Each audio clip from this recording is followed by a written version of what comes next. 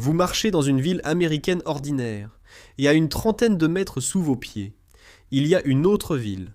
Des rues, des magasins, même des gens. Bienvenue dans l'Amérique que vous n'avez jamais vue. On commence avec le numéro 16.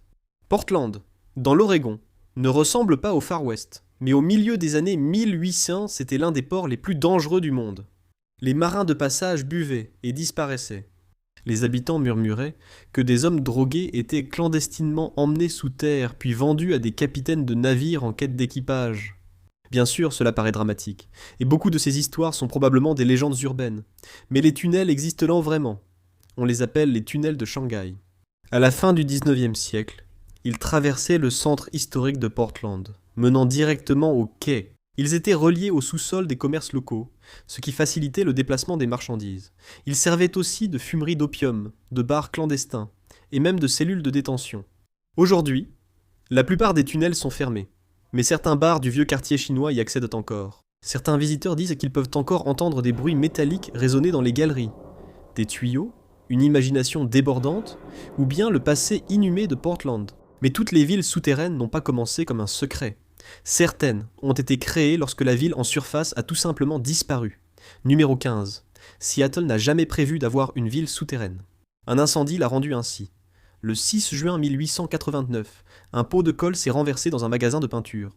Le lendemain matin, tout le quartier des affaires, 4 quais et les terminaux ferroviaires n'étaient plus que des cendres fumantes. Personne n'est mort, et la ville a transformé la tragédie en essor. Seattle a reconstruit en plus grand et plus solide. La brique et la pierre ont remplacé le bois. La population a doublé, et les rues. Elles ont été surélevées de 9 mètres pour éviter les inondations constantes. Mais lorsque la nouvelle ville a été construite, l'ancienne est restée exactement là où elle était. Sous Pioneer Square, les rues, devantures et trottoirs d'origine de Seattle continuaient d'exister, parfaitement préservés dans l'obscurité. Pendant des années, les gens les utilisaient encore. Des magasins fonctionnaient en sous-terre, des bains de vapeur ont ouvert, même les bordels restaient fréquentés. Puis tout a changé. En 1907, la peste bubonique a frappé Seattle. Les dirigeants de la ville ont paniqué. Les rats ont été tenus pour responsables. Tous ceux qui étaient sous terre ont été expulsés. Les passages ont été scellés. Les entrées ont été murées. La plupart des gens ont oublié les tunnels jusqu'aux années 1960.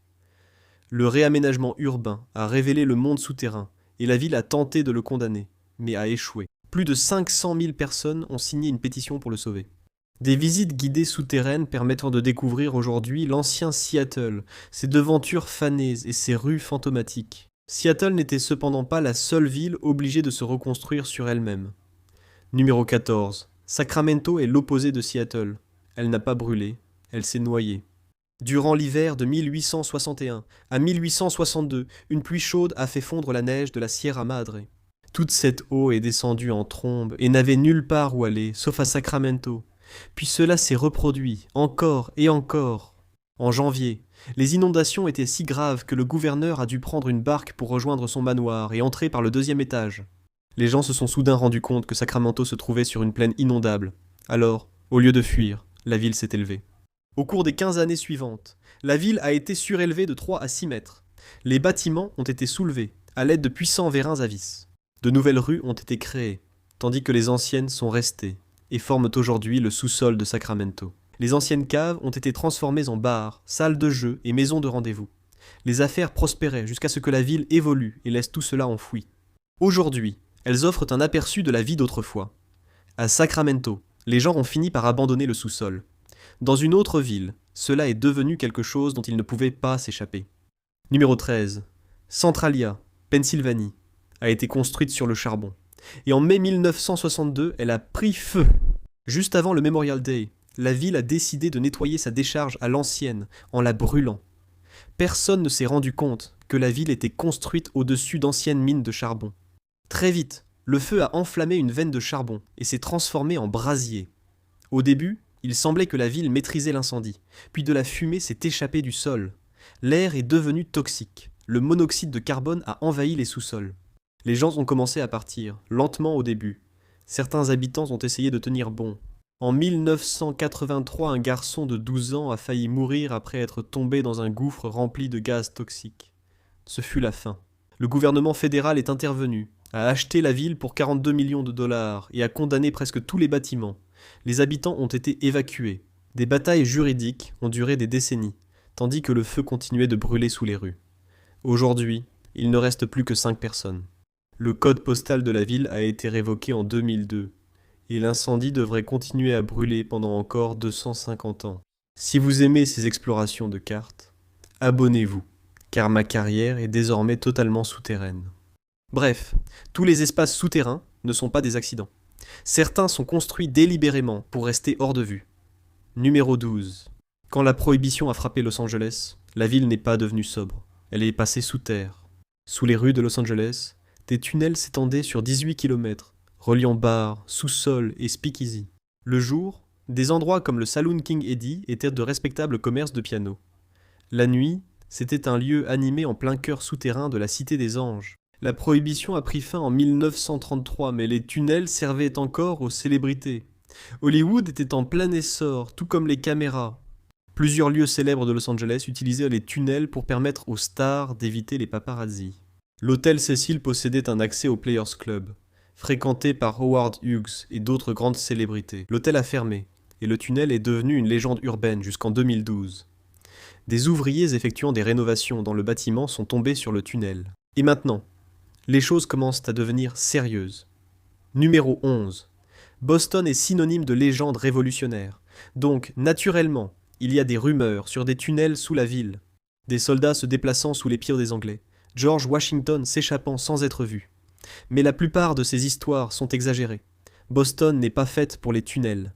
La nappe phréatique est haute. De grandes parties de la ville reposent sur des terrains remblayés. Si on creuse trop loin, le sol devient mou, instable, dangereux. Mais cela ne veut pas dire qu'il n'y a rien de caché là-dessous. La plupart des entrées étant scellées, le sous-sol de Boston reste source de rumeurs. Les meilleures cachettes sont celles qu'on ne peut vérifier. Selon une légende, au nord de la ville, les tunnels ont servi pendant la Prohibition. Les contrebandiers y transportaient de l'alcool illégal, échappant aux fédéraux. Aujourd'hui, les travaux de construction ont condamné la plupart des tunnels. Ce qui reste est inaccessible, non documenté et facile à exagérer. Mais Boston n'est pas la seule ville à cacher quelque chose sous ses rues. Numéro 10. New York. C'est peut-être la ville qui ne dort jamais. Mais il y a beaucoup de choses cachées à la vue de tous. Le Waldorf Astoria a peut-être plus de 90 ans, mais il reste un symbole du luxe à l'ancienne. Mais malgré le fait d'être l'un des bâtiments les plus célèbres de la ville, il cache un secret. La voie 61. Elle fait partie du réseau ferroviaire de New York, construit dans les années 1910, relié à la gare Grand Central. Mais la voie n'a jamais été conçue pour les passagers. Elle appartenait à une centrale électrique destinée au transport de cendres et débris, et aurait sombré dans l'oubli sans la visite de Franklin D. Roosevelt en 1944. Le président l'a utilisée pour entreposer ses affaires, et non pas pour cacher sa polio, comme le suggérèrent les rumeurs. Après cela, la voie 61 est devenue une légende. Des défilés de mode y ont été organisés. L'artiste acclamé Andy Warhol l'a utilisée pour organiser une fête en 1965. Et après les attentats du 11 septembre, les autorités l'ont envisagée comme une voie d'évacuation pour les délégués de l'ONU. Des équipes de maintenance l'entretiennent encore, mais l'accès est strictement interdit. Des milliers de personnes passent au-dessus chaque jour sans en avoir conscience. Tous les espaces souterrains n'étaient pas cachés ou illégaux. Certains étaient conçus pour être permanents. Numéro 9. Toutes les villes souterraines n'étaient pas utilisées pour des activités illégales. Kansas City est passé sous terre intentionnellement. Le plus grand complexe d'entreprises souterrains du monde s'y trouve. Enfoui à 160 pieds sous les falaises au nord du Missouri, vous trouverez Subtropolis. Les promoteurs ont creusé 55 millions de pieds carrés dans une mine de calcaire. Il y a même 10 miles et demi de routes pavées et éclairées. Mais pourquoi ? Grâce à l'environnement naturellement stable et à des températures agréables de 18 à 21 degrés Celsius toute l'année.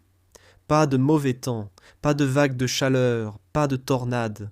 Les entrepôts s'y sont installés. Les fabricants, les bureaux, et même un bureau de poste s'y sont également installés. Plus de 55 entreprises y opèrent aujourd'hui. La preuve que s'installer sous terre n'évoque pas forcément un repère maléfique. Et certains projets souterrains n'avaient rien à voir avec les affaires. Numéro 8. Washington, D.C. abrite certains des monuments les plus célèbres d'Amérique. Mais si vous passez par Edge Street, une ruelle étroite cache autre chose. Si vous étiez autorisé à y passer, ce qui n'est pas le cas, cela mènerait finalement au sous-sol de la Maison-Blanche. Pendant la guerre de sécession, Le général Winfield Scott craignait que la capitale ne tombe. Il voulait un lieu pour une dernière résistance, et a choisi le bâtiment du trésor, du granit massif, facile à défendre et souterrain. Cette attaque n'a jamais eu lieu, mais l'idée a survécu. Pendant la Seconde Guerre mondiale, la Maison-Blanche semblait vulnérable à une attaque aérienne. Un tunnel a été creusé à la hâte, long de 232 mètres, reliant le sous-sol de la Maison-Blanche à l'annexe du trésor. À l'intérieur, une chambre forte contenait nourriture, meubles et fournitures. Les présidents l'ont utilisée pour leur sécurité ou éviter les manifestants anti-guerre. Et les hommes du président l'utilisaient pour faire entrer discrètement leur maîtresse. Puis la guerre froide a tout changé. Un bunker plus profond a été construit sous la Maison-Blanche elle-même, le centre présidentiel des opérations d'urgence, conçu pour permettre au gouvernement américain de continuer à fonctionner après une frappe nucléaire.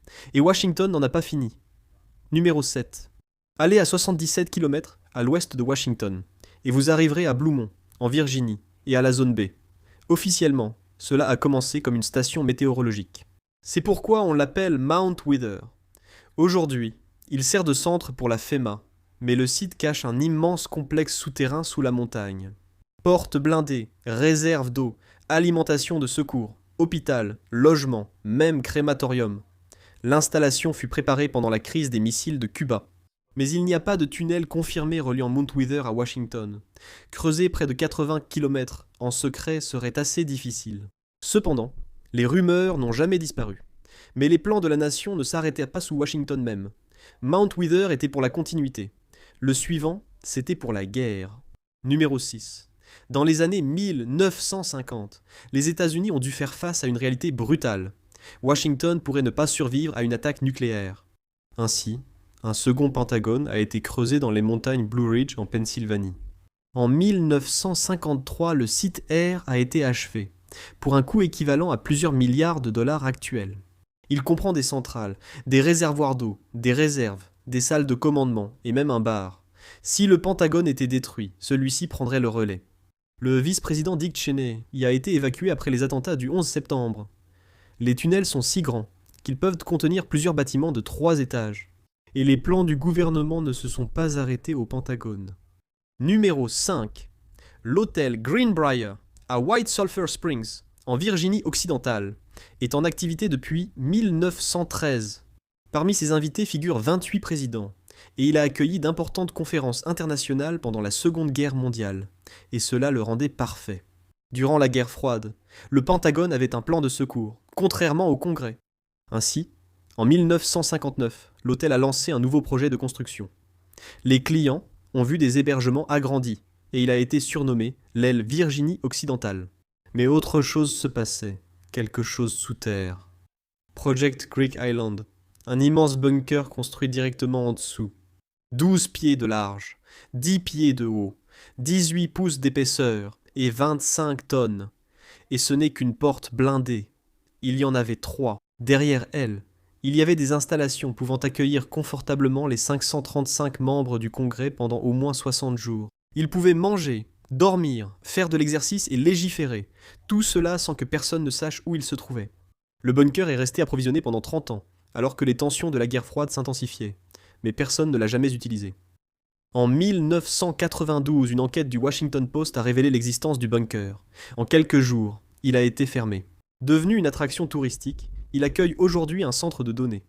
Cependant, certains projets sont trop vastes pour rester cachés sous des bâtiments. Numéro 4. Jusqu'où peut-on se préparer pour la fin du monde ? Il s'avère qu'on peut en faire énormément, car il existe des quartiers souterrains. Et puis il y a la montagne Cheyenne, une ville sous 600 mètres de roches solides. Et là, ça a été construite entre 1961 et 1966, conçue pour survivre à une frappe nucléaire directe 1000 fois plus puissante que les bombes larguées sur Hiroshima et Nagasaki. Elle couvre 2,1 hectares et est creusée dans 700 000 tonnes de granit. À l'intérieur se trouvent 15 bâtiments massifs montés sur d'énormes ressorts, isolés des ondes de choc. Il y a des salles de sport, des dortoirs, des hôpitaux, des réservoirs et des centres de commandement. Il y a même un restaurant de sandwich Subway. Il possède même son propre réservoir qui contient 1,5 million de gallons d'eau. La montagne peut s'isoler hermétiquement en cas d'attaque nucléaire et fonctionner de manière autonome pendant des mois. Mais tous les refuges souterrains n'étaient pas destinés aux officiels. Numéro 3. pendant la crise des missiles de Cuba. Tous les abris n'étaient pas destinés aux législateurs ou aux généraux. Un plan était axé sur la sécurité des citoyens américains, la Grand Canyon Caverns Underground Suite, ou le Grand Canyon Bunker. Le président Kennedy voulait que les cavernes du Grand Canyon soient transformées en abris anti-atomiques. De la nourriture et de l'eau ont été déplacés à 67 mètres sous terre pour subvenir aux besoins d'au moins 2000 personnes. Aujourd'hui, l'hôtel des cavernes du Grand Canyon en a fait une suite qui coûte $1000 la nuit. Cependant, elle a beaucoup changé au fil des années. La suite dispose de tout le confort que vous pourriez souhaiter. Télévision, musique, lit double, même une bibliothèque. Les réserves de nourriture commandées par John F. Kennedy sont toujours là. Le climat sec à l'intérieur des cavernes permet de tout conserver. Et un espace souterrain n'a pas du tout été construit pour la survie, mais pour ce qui vient après. Numéro 2. Dans les années 70, Gerard B. Henderson, directeur chez la société de cosmétiques Avon, a commencé à s'inquiéter pour sa sécurité. Alors, il s'est installé sous terre. En 1978, la Las Vegas Underground Mansion était terminée, à environ 8 mètres sous terre. Il est fait de béton et d'acier. La seule façon d'y entrer était par des portes qui ressemblaient à des rochers. À l'intérieur, il y avait 5 chambres, 6 salles de bain, une piscine, 2 spas, un bar, une piste de danse, un sauna, et même un green de putting à 4 trous. Il y avait même un faux ciel qui simulait la lumière du jour.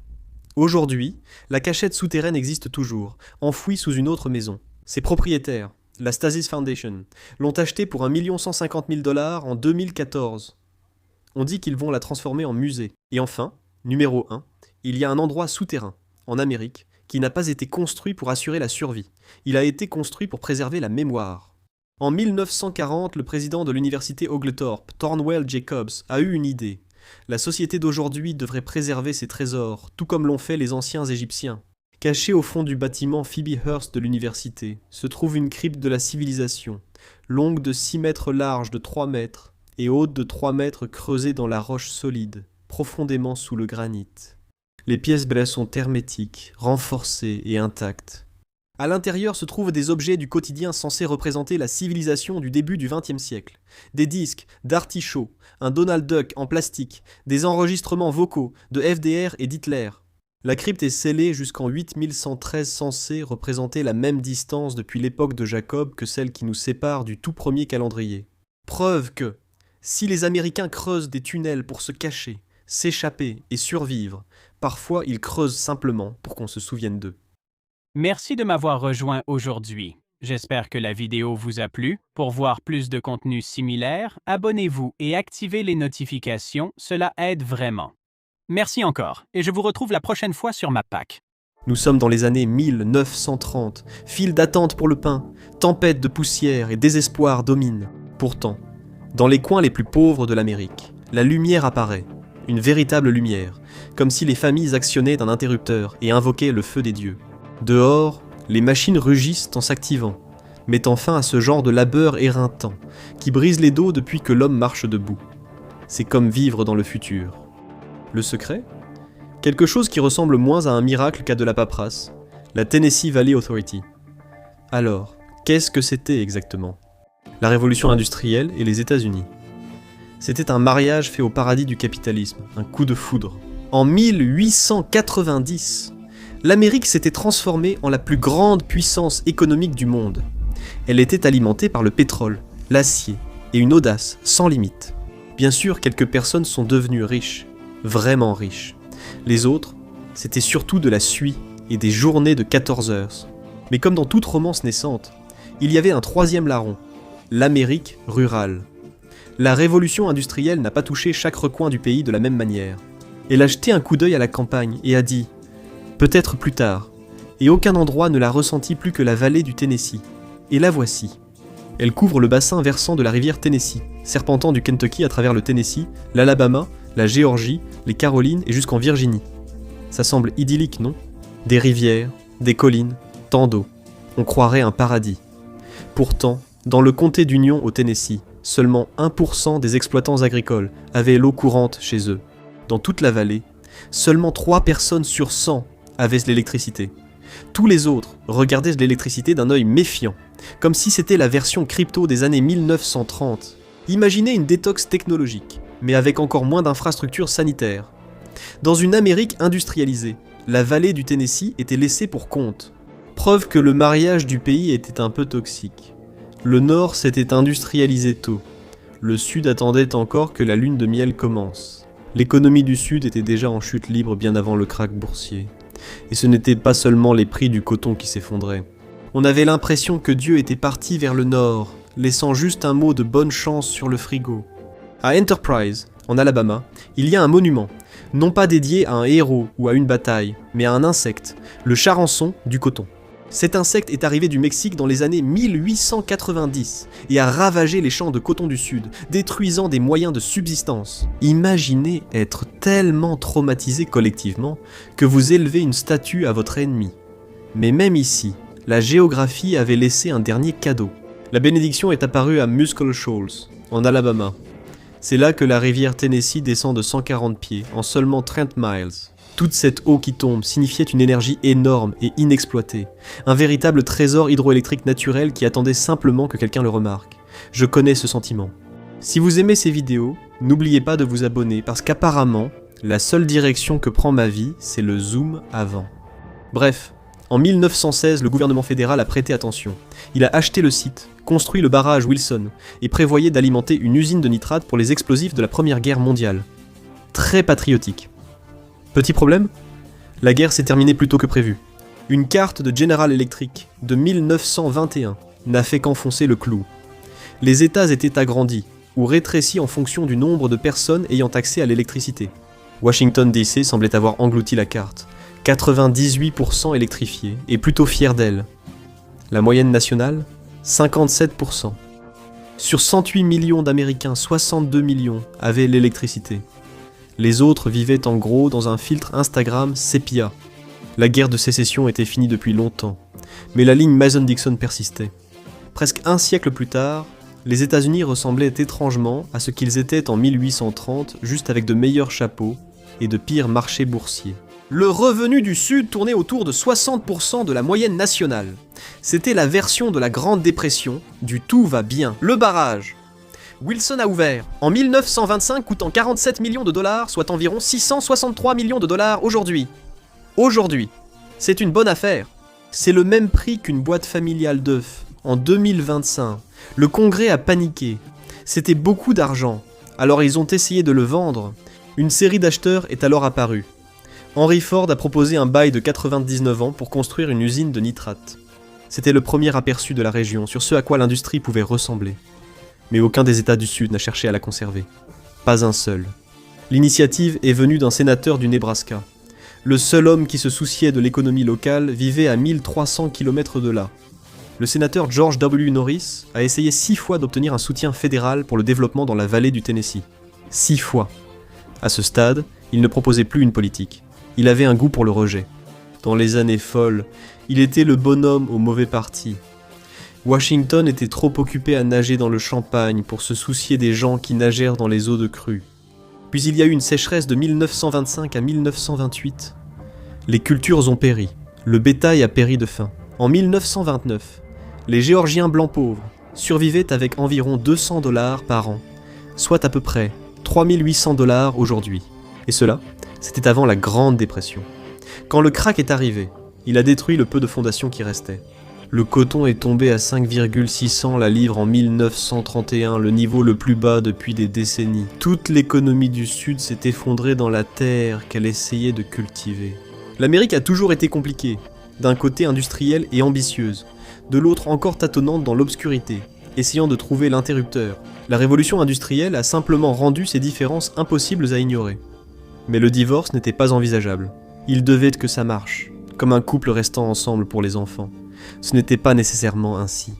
L'Allemagne, bombardée, ruinée et encore en train de digérer émotionnellement la Première Guerre mondiale, avait 90% de ses fermes électrifiées. La Nouvelle-Zélande atteignait 60%, et pour enfoncer le clou, le Canada était aussi en avance. Dans les années 1930, 20% de l'Ontario rural avait déjà l'électricité. La question était de savoir comment y parvenir, et comment le faire en pleine Grande Dépression. Cette époque était marquée par une misère difficile à imaginer. Le krach de 2008 ressemblait à un mauvais lundi en comparaison.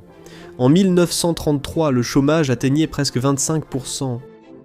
Il n'y avait ni TikTok ni Instagram pour se réfugier. Impossible de se réinventer en influenceur mode dépression. On était trop occupé à mourir de faim. Et la douleur n'était pas répartie équitablement non plus. Ces 25% n'étaient qu'une moyenne nationale. Certaines régions s'en sortaient bien, d'autres donnaient l'impression que l'économie avait complètement abandonné. Le Nord a été durement touché. Le Michigan a atteint un taux de chômage de 35,9%. New York et la Pennsylvanie n'étaient pas loin derrière. C'était brutal mais supportable. Mais en descendant vers le sud, la situation devenait sombre. La Géorgie et la Caroline du Sud ont réussi à se maintenir autour de 19%. C'était la bonne nouvelle. Le Sud était déjà pauvre avant la dépression. Pour les Noirs du Sud, c'était encore pire. Bien sûr que ça l'était. À l'échelle nationale, la moitié des Afro-Américains étaient au chômage. Dans le Sud, sous Jim Crow, ce n'était pas une récession, mais quelque chose de biblique. À Atlanta, 70% des travailleurs noirs ont perdu leur emploi, car les petits boulots que les Blancs méprisaient autrefois semblaient soudain être une promotion. Et devinez qui a eu ces emplois en premier. Oui, ce n'est pas difficile à deviner. Au début, cela paraissait sans espoir, la Grande Dépression empirait. De nombreux sudistes, notamment dans la vallée du Tennessee, voyaient un Hooverville comme une amélioration et sont partis au nord pour le vérifier. Les conditions y étaient encore pires qu'ailleurs dans le sud. Chaque année, des inondations touchaient 28 000 km², emportant la couche arable et détruisant les récoltes. 7 millions d'acres de terres agricoles ont été détruits. Les incendies consumaient 10% des forêts chaque année. C'était comme si la terre en voulait vraiment au sud. Dans le comté d'Union, le revenu par habitant n'était que de 44% de la moyenne nationale. 30% de la population avait le paludisme. Si la dépression a été un coup dur pour le Sud, la vallée du Tennessee a reçu un coup direct au menton. Puis, en 1933, Franklin D. Roosevelt est arrivé. Il est arrivé comme un exorciste politique. Moins de 2 mois après son entrée en fonction, Franklin D. Roosevelt a signé la loi créant la Tennessee Valley Authority, accompagnée de grandes promesses. Restaurer les terres agricoles et l'industrie. En général, convaincre les Américains que le gouvernement pouvait, en fait, faire autre chose que gâcher les mardis. La TVA était audacieuse et ambitieuse, et elle s'est rapidement fait des ennemis. Les compagnies d'électricité privées considéraient une entreprise publique fédérale comme une pure hérésie. Pour elles, l'électricité n'était pas un progrès, c'était le profit. L'idée d'une électricité contrôlée par l'État les exaspérait, comme si un buffet gratuit ouvrait près de leur restaurant étoilé. Alors, suivant la tradition américaine bien établie, ils ont intenté un procès. C'est pratiquement un réflexe à ce stade, et ça ne s'annonçait pas bien pour la TVA. Les tribunaux ont statué contre elle au début, mais elle a réussi à remporter une victoire en appel. Pourtant, c'était l'Amérique. Il y a toujours un autre procès. Ce qui est venu ensuite, c'est quelque chose qu'on n'associe pas habituellement au gouvernement. La rapidité. Normalement, les gens s'attendent à des études, des audiences, un plan sur 5 ans pour prendre une décision en 1 an. La TVA n'avait pas ce luxe. Quel que soit le bien qu'elle pouvait faire, elle devait le faire vite, avant la prochaine inondation ou la prochaine audience au tribunal. Elle a commencé par prendre le contrôle du barrage Wilson. Il est devenu le premier siège de la TVA. C'était une démonstration de force, une façon de montrer ce qu'elle pouvait faire. Muscle Shoals a été la première zone à recevoir de l'électricité du barrage Wilson. Plus d'une centaine de villes voisines ont suivi. L'électricité n'a pas seulement éclairé les maisons, elle a transformé les vies. Après des années de labeur, de coups de soleil et d'agriculture à l'aveuglette, les gens pouvaient enfin appuyer sur un interrupteur et entrer dans le XXe siècle. Vous savez, celui dans lequel tout le monde était déjà depuis un moment. Civilisation 2.0 maintenant, avec moins de torches. Le premier projet, un tout nouveau barrage étincelant sur la rivière Clinch. Nommé d'après le sénateur Norris, la construction a commencé en octobre 1933. Soudainement, il y avait à nouveau du travail. Un vrai travail, honnête, qui permettait de payer ses factures. En moins d'1 an, 9000 personnes étaient sur les listes de paie de la TVA.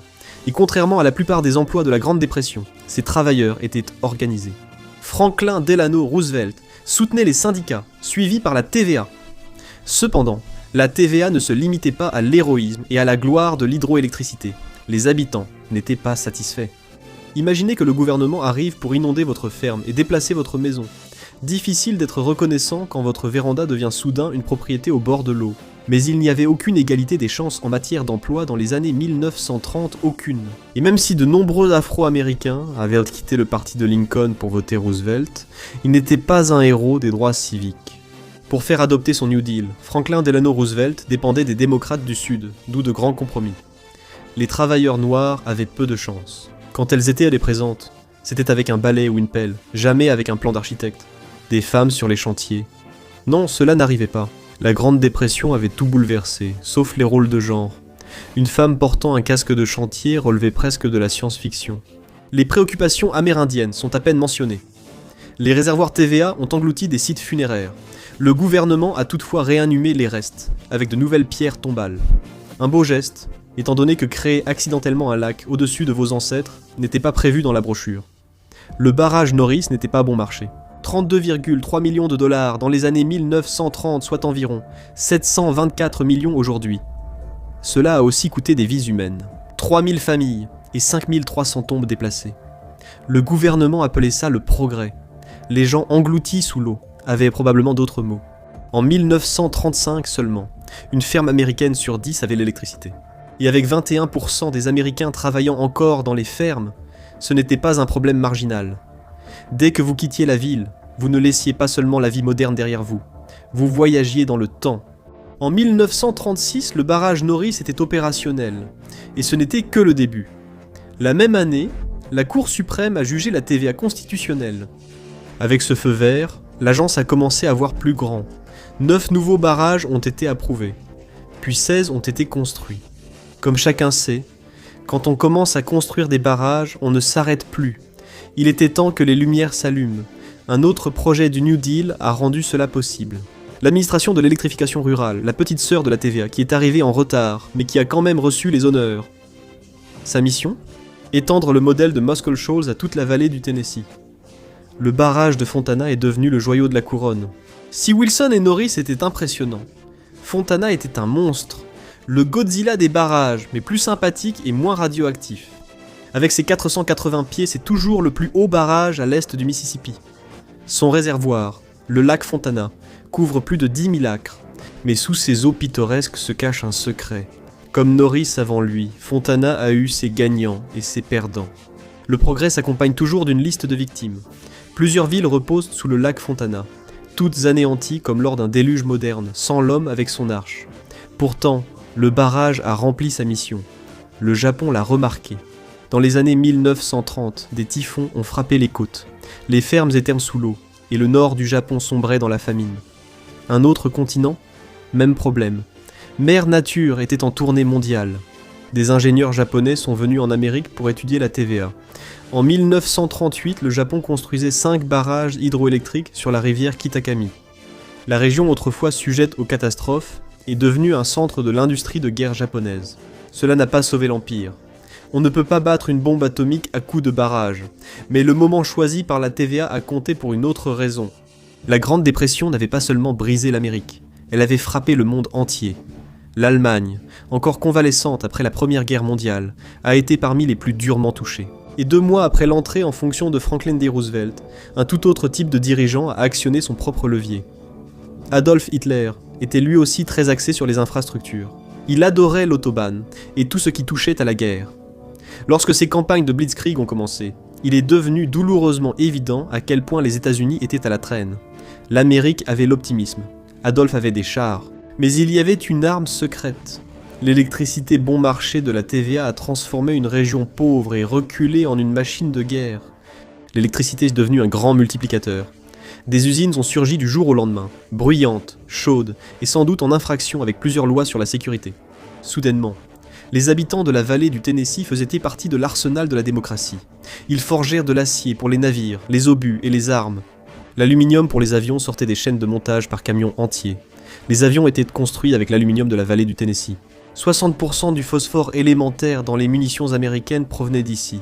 Impressionnant et terrifiant. Vous savez que vous avez réussi quand votre économie locale dépend de choses qui font boum. Et ce n'était même pas le projet le plus explosif que la TVA ait alimenté.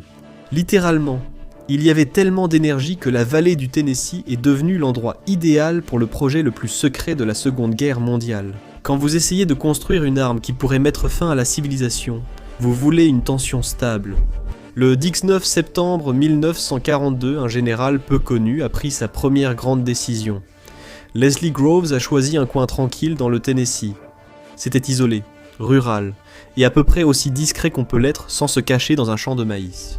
Cela cochait toutes les cases, loin des bombardiers ennemis, assez proche de Knoxville pour recruter des ouvriers. Seules environ 1000 familles y vivaient. Moins de discussions gênantes sur les expulsions. La terre coûtait 48 $ l'acre, soit environ 940 $ actuels. Un prix avantageux pour « nous construisons quelque chose dont nous ne pouvons pas vous parler ». Mais surtout, l'électricité était partout. Le barrage Norris et le reste du réseau de la TVA étaient prêts à alimenter tout ce que cette chose allait devenir, et c'était énorme. Le gouvernement a acheté 59 000 acres près de la rivière Clinch et a commencé à construire une ville à partir de zéro. Au début, elle s'appelait Site X, rien de mystérieux. Puis Clinton Engineering Works. Finalement, Oak Ridge. Bien sûr, ça ressemble à une communauté de retraités, mais c'est là que l'humanité a appris à fendre l'atome. Le projet Manhattan avait commencé, et la TVA était passée d'éclairer des foyers à contribuer à inventer l'apocalypse. D'abord, il y a eu l'usine expérimentale X10. Elle laissait tomber des boîtes en aluminium remplies de barreaux d'uranium, qui allaient subir un processus de séparation chimique. Cela a fini par produire le premier plutonium au monde en dehors d'un laboratoire. C'était la base de la bombe Fat Man, celle qui a empêché Oppenheimer de dormir, et pour laquelle Christopher Nolan a remporté des récompenses. Les États-Unis sont passés à l'ère nucléaire en raison du manque d'électricité autrefois dans la vallée du Tennessee. En moins de 15 ans, une région rurale frappée par la pauvreté est devenue le moteur qui a aidé à gagner la Seconde Guerre mondiale et à transformer l'Amérique en superpuissance. Alors, n'abandonnez jamais vos rêves, surtout s'ils sont accompagnés de financements fédéraux. Pas mal pour un programme que le Congrès a failli tuer avec de la paperasse, mais la TVA n'en avait pas fini. Ne se contentant pas d'inonder des villes, elle a aussi décidé de s'attaquer à l'atmosphère. En 1942, elle a construit la centrale à vapeur de Watts Bar. Pourtant, les résultats ne se sont pas fait attendre. Face à cette nouvelle énergie, la TVA a lancé une activité annexe, l'autorité de l'électrification des foyers et des fermes. Imaginez Amazon, dans les années 1930, mais avec une livraison plus lente et moins de milliardaires. Cela a permis aux agriculteurs d'acheter des cuisinières électriques, des machines à laver et des pompes d'irrigation. Les hôpitaux et les écoles se sont améliorés. La TVA est même devenue un professeur, montrant aux agriculteurs comment planter des cultures de couverture, faire la rotation des champs et préserver la couche arable. Le gouvernement finançait l'éducation des adultes, mais avec plus de fumier. Et grâce au contrôle des inondations, les pluies annuelles ont cessé d'être une crise annuelle. Moins de châtiments bibliques, plus de désagréments gérables. L'électricité bon marché a réduit la main-d'œuvre et attiré l'industrie. La vallée du Tennessee s'est transformée. Elle est passée d'un arrière-pays agricole à un centre industriel en un temps record. Le tout alimenté par l'hydroélectricité. Aujourd'hui, seulement environ 1,2% des Américains travaillent dans l'agriculture. L'électricité a permis de tout faire, sauf cultiver la terre. Ce qui pourrait expliquer pourquoi mes tomates ont le goût de carton mouillé et coûtent 5 $ chacune. Mais contrairement à mon agriculture, la TVA savait comment améliorer les choses. Après la guerre, son influence a aidé le Japon à se reconstruire à partir des cendres. Aujourd'hui, le pays compte plus de 3000 barrages. C'est le 4e plus grand nombre au monde. C'est en grande partie grâce à la collaboration entre les planificateurs américains et japonais pendant l'occupation. L'un d'eux a perçu une opportunité là où d'autres ne voyaient que des cratères et de l'angoisse. Ces rivières abruptes du Japon et ses pluies abondantes en faisaient un lieu idéal pour l'hydroélectricité. C'est comme le vieux dicton « Si la vie te donne des retombées, construis un barrage ». Le succès de la TVA et celui du Japon ont déclenché une vague mondiale. En 1948, la construction de barrages battait son plein. Ensuite, ce fut le tour de l'Inde. La rivière Damodar débordait constamment. Alors l'Inde a regardé la TVA et a dit « On veut la même chose ». Les dominos continuaient de tomber un par un. La région du Khouzistan en Iran, la vallée du Cauca en Colombie, le bassin du Papaloapan au Mexique. Vers le milieu du siècle, il y avait tellement de copies de la TVA qu'on aurait dit qu'elle venait de Temu. En 2023, plus de 35 000 barrages hydroélectriques parsemaient le globe. Ils étaient présents sur tous les continents, sauf l'Antarctique. Bof, ça viendra. La TVA n'a pas inventé le barrage, mais elle a prouvé qu'on pouvait transformer des régions entières pour le mieux, avec parfois une bombe atomique en prime. Les Nations Unies en ont même fait un modèle pour sortir les gens de la pauvreté. Aujourd'hui, environ 80% de la population rurale mondiale a accès à l'électricité. Au début des années 1990, c'était 63%. Beaucoup de progrès et beaucoup de béton. Et la meilleure preuve était plus proche de chez nous. En 1953, le revenu par habitant dans la vallée du Tennessee était passé de 44% à 61% de la moyenne nationale. Pas mal pour une région qui considérait autrefois l'électricité comme une rumeur dangereuse. Et tout ce problème de paludisme, disparu. L'électricité et le drainage sont bien plus efficaces que les moustiquaires et les cercles de prière à chaque fois. Aujourd'hui, la TVA produit environ 35 gigawatts d'électricité. C'est la 6e plus grande compagnie d'électricité des États-Unis. Elle exploite 30 barrages et centrales hydroélectriques, 4 centrales à charbon, 16 centrales à gaz naturel et 14 fermes solaires. Il y a même un seul site éolien, l'introverti des énergies renouvelables, toujours à la pointe. Elle exploite également 3 centrales nucléaires, fournissant 40% de l'électricité de la région. Et ce n'est pas fini. D'autres centrales nucléaires sont à venir, pas pour le boom de l'IA, même si elles aideront sûrement les étudiants de demain à utiliser un chat GPT un peu plus intelligent pendant qu'ils écrivent leur dissertation. Oak Ridge est sur le point d'entrer à nouveau dans l'histoire. La TVA vient d'obtenir un permis pour les premiers petits réacteurs nucléaires modulaires du pays. Ils feront environ un tiers de la taille d'un réacteur traditionnel et seront bien plus efficaces. Construits en usine, transportés par camion, assemblés sur place. C'est la version IKEA d'une centrale énergétique, sauf que les conséquences sont bien pires si vous perdez une vis. Tout cela fait partie du plan de la TVA pour atteindre la neutralité carbone d'ici 2050. Grâce à la TVA, l'un des coins les plus pauvres du Sud est devenu un partenaire à part entière de la révolution industrielle. Dire que c'était un mariage parfait serait peut-être exagéré.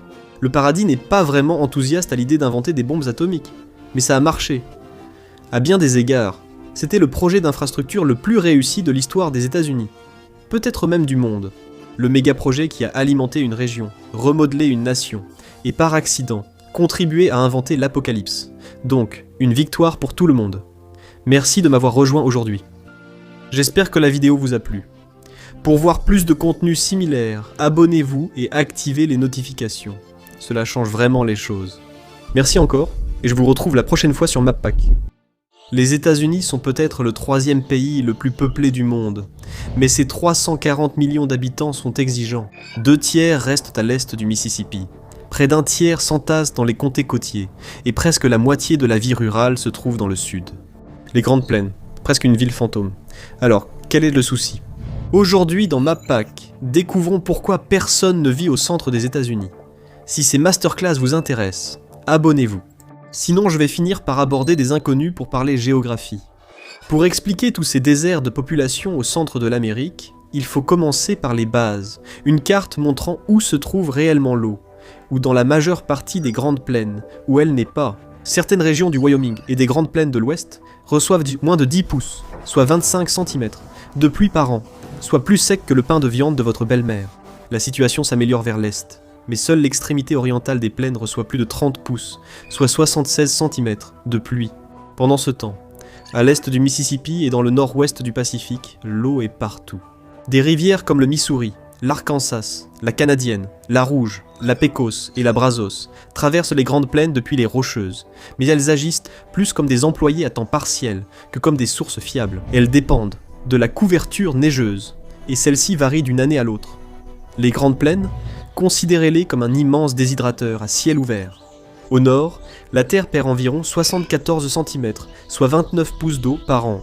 Plus au sud, c'est encore pire. 142 cm, soit 56 pouces, s'évaporent.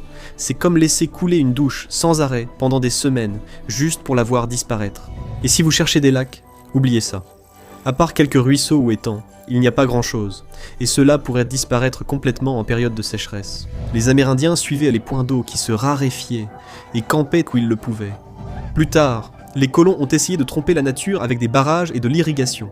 Mais même la meilleure ingénierie n'est qu'une astuce ingénieuse pour un accord que Mère Nature n'a jamais signé.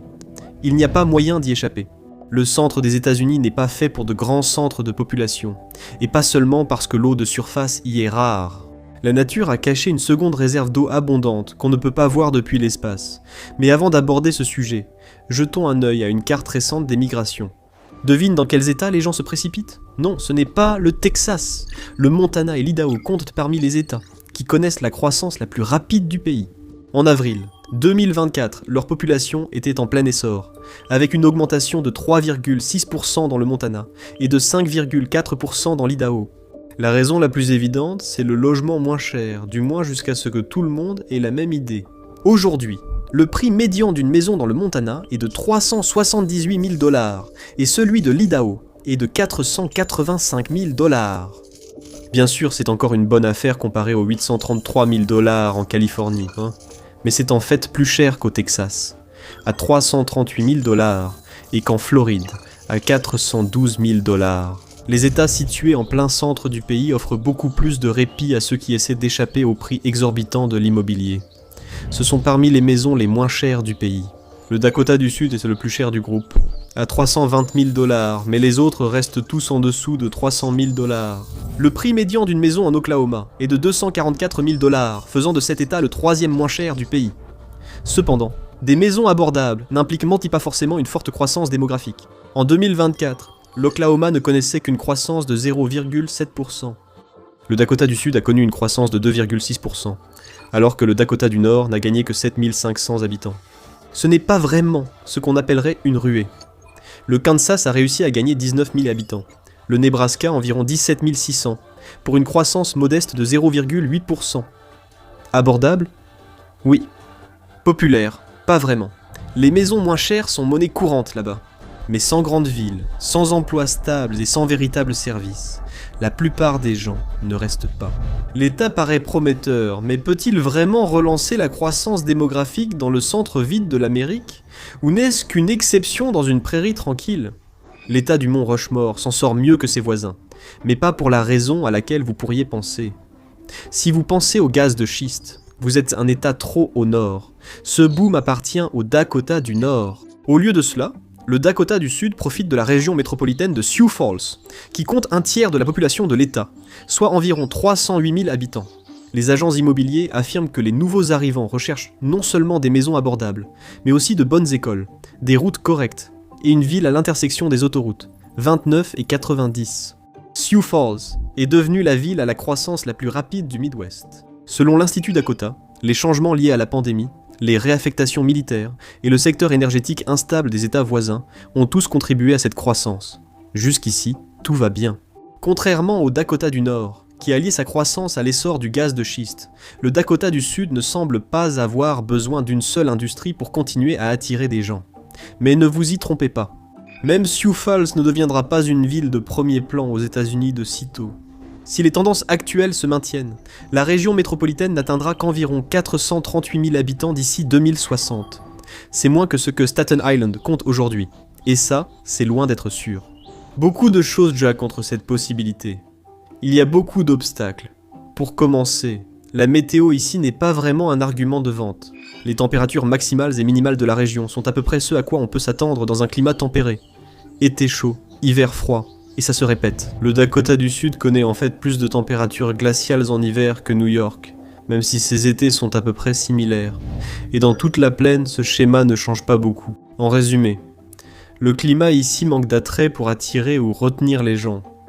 Mais la température n'explique pas tout. Le lieu de relevé des chiffres est aussi important. Et le sol sous les stations météorologiques varie. Les phénomènes météorologiques extrêmes restent rares à New York. Située sur la côte est, la ville est parfois touchée par des cyclones tropicaux, comme l'ont vécu ceux affectés par l'ouragan Sandy en 2012. Mais les ouragans sont rares, et les tornades le sont encore plus. En moyenne, l'État de New York connaît environ 10 tornades par an, et depuis 1900 seulement 2 ont atteint la catégorie EF3. Aucune n'a atteint la catégorie EF5, donc les structures bien construites restent sûres. Les risques qu'une tornade meurtrière frappe New York City sont quasi inexistants, sauf si vous comptez les embouteillages comme un cas de force majeure. Mais ce n'est pas le cas dans les Dakota, le Nebraska, le Kansas et l'Oklahoma. Regardez une carte de l'activité des tornades, et cette région se démarquera. Bienvenue dans la Tornado Alley américaine, où les tornades aiment traîner, et littéralement, faire la pluie et le beau temps. Le Dakota du Nord a eu 18 tornades en 2024. Le Dakota du Sud en a eu 11. Ce n'est pas génial, mais ce n'est pas non plus catastrophique, et les choses ne vont qu'empirer à partir d'ici. Rien qu'en cette année-là, le Nebraska a eu 131 tornades, le Kansas, 89 et l'Oklahoma. 91 Tornado Alley n'est pas qu'un surnom, c'est un avertissement. Pour Oklahoma City, c'est un chiffre effrayant. Avec près de 713 000 habitants dans la ville même et plus d'1,5 million dans la métropole, c'est la plus grande cible dans la galerie de tir de la Tornado Alley. Depuis le début des relevés, plus de 160 tornades ont frappé Oklahoma City. Vivre ici signifie savoir que la tempête n'est jamais une question de si, mais de quand. Le risque de tornade à Oklahoma City augmente les tarifs d'assurance et complique la gestion des urgences. Le danger est si constant que les urbanistes n'ont même pas construit d'abri officiel. Les tornades ne sont pas comme les ouragans. En fait, cela peut sembler étrange, mais certains urbanistes d'Oklahoma envient probablement la Floride, ce qui n'est pas rien, puisque c'est peut-être la seule fois où quelqu'un est jaloux de l'état ensoleillé. Les ouragans peuvent être suivis plusieurs jours, voire semaines. Les satellites permettent aux autorités de planifier, de se préparer et d'émettre des ordres d'évacuation avant l'impact. Les ouragans frappent poliment. Les tornades défoncent la porte. Le mieux que les météorologues puissent faire pour prévoir une tornade, c'est de suivre les conditions météorologiques à grande échelle, qui pourraient en produire une. Mais le fait que cela se produise ou non dépend de forces qui nous dépassent. Alors, les habitants d'Oklahoma City ont trouvé une solution. La plupart aménagent des abris chez eux, leur offrant un refuge sans encombrer les routes. Cela garde les routes libres pour les secours, c'est la réalité de la Tornado Alley. Ici, la géographie a toujours le dernier mot. C'est ici que la géographie du centre des États-Unis lui porte vraiment malheur. Le terrain est pratiquement conçu pour les tornades. Il se trouve en plein centre, entre l'air froid qui descend du Canada et l'air chaud et humide qui remonte du Golfe. En gros, les grandes plaines sont coincées entre une chambre froide et une fournaise poussée à fond. Et puis il y a les montagnes rocheuses juste à l'ouest, où l'air est plus sec et plus frais. Donc, les courants d'air chaud et froid finissent par converger dans les grandes plaines. Et qu'est-ce qui se passe ? L'air chaud et humide des tropiques s'élève rapidement, tandis que l'air froid et plus sec du Canada et des Rocheuses descend brusquement. Cet affrontement crée le chaos, engendrant des tempêtes violentes, appelées supercellules. Le printemps est la période idéale, lorsque le froid de l'hiver cède la place à la chaleur de l'été. C'est pourquoi l'activité atteint son pic en mai et en juin, au cœur de la saison des tornades. Mais les courants d'air ne sont qu'un des éléments du phénomène. Le centre des États-Unis est vaste et plat. C'est un terrain de choix pour les tornades. Elles prospèrent sur un sol sec et plat, et les grandes plaines ne portent pas ce nom par hasard. Il n'y a ni montagne, ni grand lac, rien pour bloquer les vents. Juste un espace infini où l'air instable peut tourbillonner et causer des problèmes. Une tempête parfaite, littéralement. Mais voici ce qu'il faut savoir sur la Tornado Alley. Ce n'est pas un endroit statique. Le centre de la Tornado Alley s'est déplacé vers l'est au cours des dernières décennies. Le Texas a dominé le classement en 2024 avec 169 tornades et l'Iowa ainsi que le Nebraska en ont chacun enregistré 131. Mais le Kansas n'est plus le roi des tornades. L'Illinois en a eu 126, le Missouri 105, la Floride 103 et la Louisiane 92. Ces États ont aussi des populations plus importantes parce qu'ils offrent plus que des champs vides. Les gens sont prêts à affronter les tempêtes s'il y a une bonne raison de rester. Dans les grandes plaines, à part l'agriculture, il n'y a pas grand-chose d'autre. Personne n'a autant idéalisé les grandes plaines qu'un jeune Theodore Roosevelt qui a tenté l'élevage de bétail à Medora, dans le Dakota du Nord. Pour lui, ces paysages époustouflants étaient un lieu d'évasion. Sa première épouse et sa mère sont toutes deux décédées le même jour, le jour de la Saint-Valentin, en 1884. Alors il est venu ici pour se changer les idées. Mais même Roosevelt n'est pas resté. Son entreprise d'élevage n'a pas vraiment réussi. Et une fois de plus, le coupable était la même vieille histoire, le climat brutal. L'hiver de 1886 à 87 a frappé les plaines comme la Sibérie. Les températures sont descendues jusqu'à moins 41 degrés. Fahrenheit, moins 40 Celsius. Les bovins tombèrent sur place, les autres désespéraient. Certains rongèrent le papier goudronné des maisons, d'autres grimpèrent sur les congères pour grignoter les branches. Malheureusement, peu ont survécu. Roosevelt a subi une perte équivalente à 2 300 000 $ d'aujourd'hui et est retourné à New York, décidant que gérer le Congrès serait peut-être plus facile que de gérer du bétail. L'histoire de Roosevelt est presque l'archétype de la vie dans les plaines. Même aujourd'hui, les hivers ont été moins rudes récemment, mais une nouvelle menace apparaît. En fait, un peu de neige supplémentaire serait même la bienvenue. La surface sèche des grandes plaines est peut-être idéale pour la formation de tornades, mais le véritable secret se trouve en profondeur, sous terre. C'est la raison pour laquelle cette région est devenue le grenier agricole, non seulement des États-Unis, mais aussi d'une grande partie du monde. Regardez sous la terre et vous trouverez l'aquifère d'Ogallala. Le voici sur une carte. Ces eaux se trouvent dans les États du Wyoming, du Dakota du Sud, du Nebraska, du Kansas, du Colorado, du Nouveau-Mexique, de l'Oklahoma et du nord du Texas. Voyez-la comme une tirelire d'eau souterraine pour la région, sauf que tout le monde retire des poignées d'argent et que personne n'en remet. Et c'est un problème. L'eau de surface ne suffit pas à l'agriculture à grande échelle, mais l'exploitation des eaux souterraines dynamise le cœur agricole de la région. Et une fois que cela commence, ça ne s'arrête jamais. Le blé est la culture dominante. Les grandes plaines aux États-Unis et au Canada produisent environ la moitié des exportations mondiales de blé. Les États des plaines représentent également environ 60% du blé, 87% du sorgho et 36% du coton récolté aux États-Unis. Ajoutez l'orge, la luzerne, le maïs, le foin et le soja, et il devient évident que l'agriculture est l'activité principale de la région. Que pourrait-ce être d'autre ? Si vous mangez de la viande, il est probable que les plaines se retrouvent dans votre assiette, car la moitié du cheptel américain de vaches allaitantes y vit. C'est en gros le plus grand buffet à volonté du pays sur pattes, mais il y a bien plus que ça. Il y a aussi des vaches laitières, des porcs et des moutons dans ces états. Et toutes ces marchandises rapportent beaucoup d'argent. On pourrait dire que c'est une véritable vache à lait. La valeur agricole totale provenant à la fois du bétail et des cultures dans les grandes plaines s'élevait à 101 milliards de dollars en 2017. Avec l'inflation, c'est encore plus aujourd'hui. L'agriculture est tellement importante que 80 à 90% de la superficie totale des États des Grandes Plaines y est consacrée. Mais c'est un problème. Bien sûr, les tornades traversant les champs de maïs ou la vache volante font la une, mais la plus grande menace est souterraine. L'aquifère Ogallala qui alimente tout cela est en train de s'épuiser.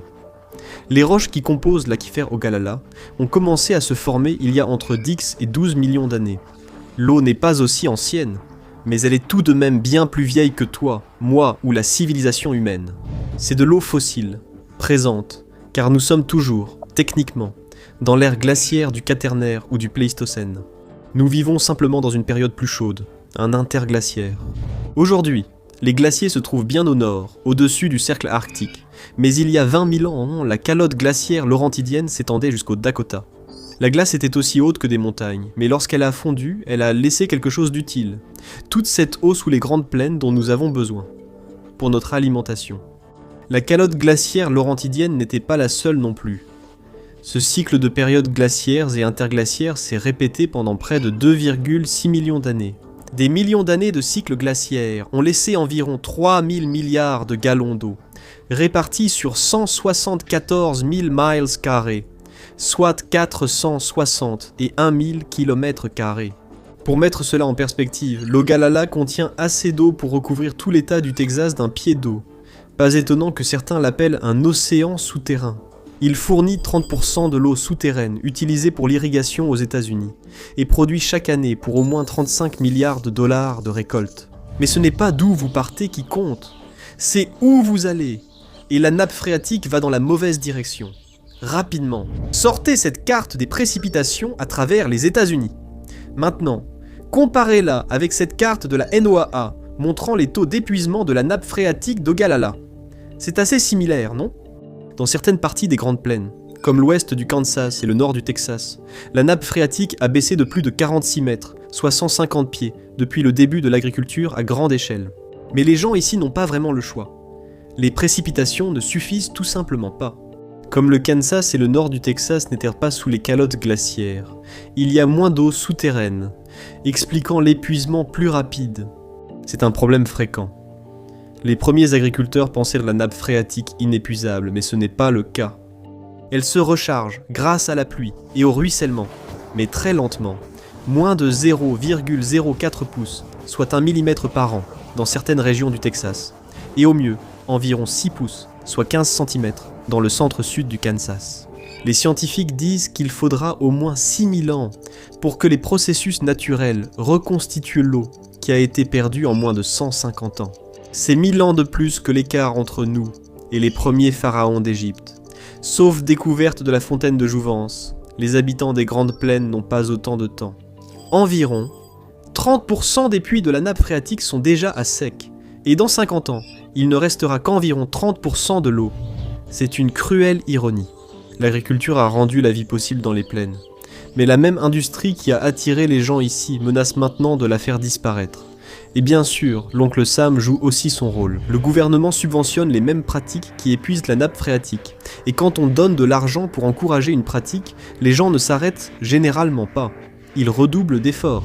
Les agriculteurs visent de meilleurs rendements. Les marchés sont saturés et la nappe phréatique est davantage sollicitée.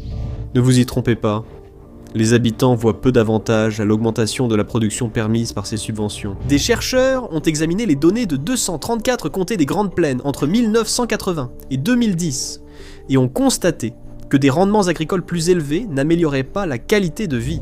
Pour les petites et moyennes exploitations, les revenus et la santé des gens n'ont pas augmenté. Les écoles ne se sont pas améliorées, l'eau disparaît, mais les avantages sont difficiles à trouver, et certaines régions des Grandes Plaines commencent déjà à entrevoir l'avenir. Il y a eu une grave sécheresse au Kansas en 2022, donc il a fallu puiser dans les puits. Certains d'entre eux ont baissé de 3 mètres, soit 10 pieds, rien que cette année-là. L'aquifère Ogallala est la seule source d'eau fiable pour de nombreuses communautés rurales, et son déclin rend presque inévitable une nouvelle perte de population dans les Grandes Plaines. Prenez Guymon, Oklahoma, avec une population de 13 000 habitants. C'est la plus grande ville de la région du Panhandle. Elle fonctionne grâce à 18 puits forés dans l'Ogallala, mais ils ne suffisent déjà plus. Début 2024, Washington avait déjà investi plus de 67 millions de dollars en subventions fédérales dans des projets d'infrastructures et de main-d'œuvre. Utile peut-être, mais en réalité, cela ne fait que repousser le problème sur une route très sèche. Le plus grand employeur de la ville est un abattoir qui traite 21 000 porcs par jour, soit assez de cochons pour remplir tous les sièges du Madison Square Garden. L'abattoir est aussi le plus gros consommateur d'eau de la ville, même s'il essaie de réduire sa consommation. Avec de telles perspectives, il n'est peut-être pas surprenant que beaucoup de gens cherchent littéralement des pâturages plus verts, et ce n'est pas une tendance récente. Il y a plus de 200 ans, les Grandes Plaines sont passées d'une frontière aride à une puissance agricole, au moment même où l'humanité connaissait son plus grand bouleversement depuis l'avènement de l'agriculture. On peut parler de timing parfait. La même technologie industrielle qui a fait fleurir les plaines rendait également l'agriculture traditionnelle obsolète. En 1860, 53% de la main-d'œuvre américaine travaillait dans l'agriculture. Puis ce chiffre a commencé à chuter rapidement, bien qu'il soit encore de 21%, en 1930. Au moment où le Dust Bowl a commencé à ravager les Grandes Plaines. Cette catastrophe n'était pas due à l'épuisement des eaux souterraines, mais à la surproduction. Grâce aux nouvelles charrues mécanisées et à d'autres équipements, les agriculteurs ont pu ouvrir 5 millions d'acres, soit 2 millions d'hectares de nouvelles terres, entre 1925 et 1930. Il y a eu une récolte record en 1931, et à partir de là, tout n'a plus été que poussière. La surproduction a inondé le marché, et les prix du blé se sont effondrés. C'était aussi la Grande Dépression.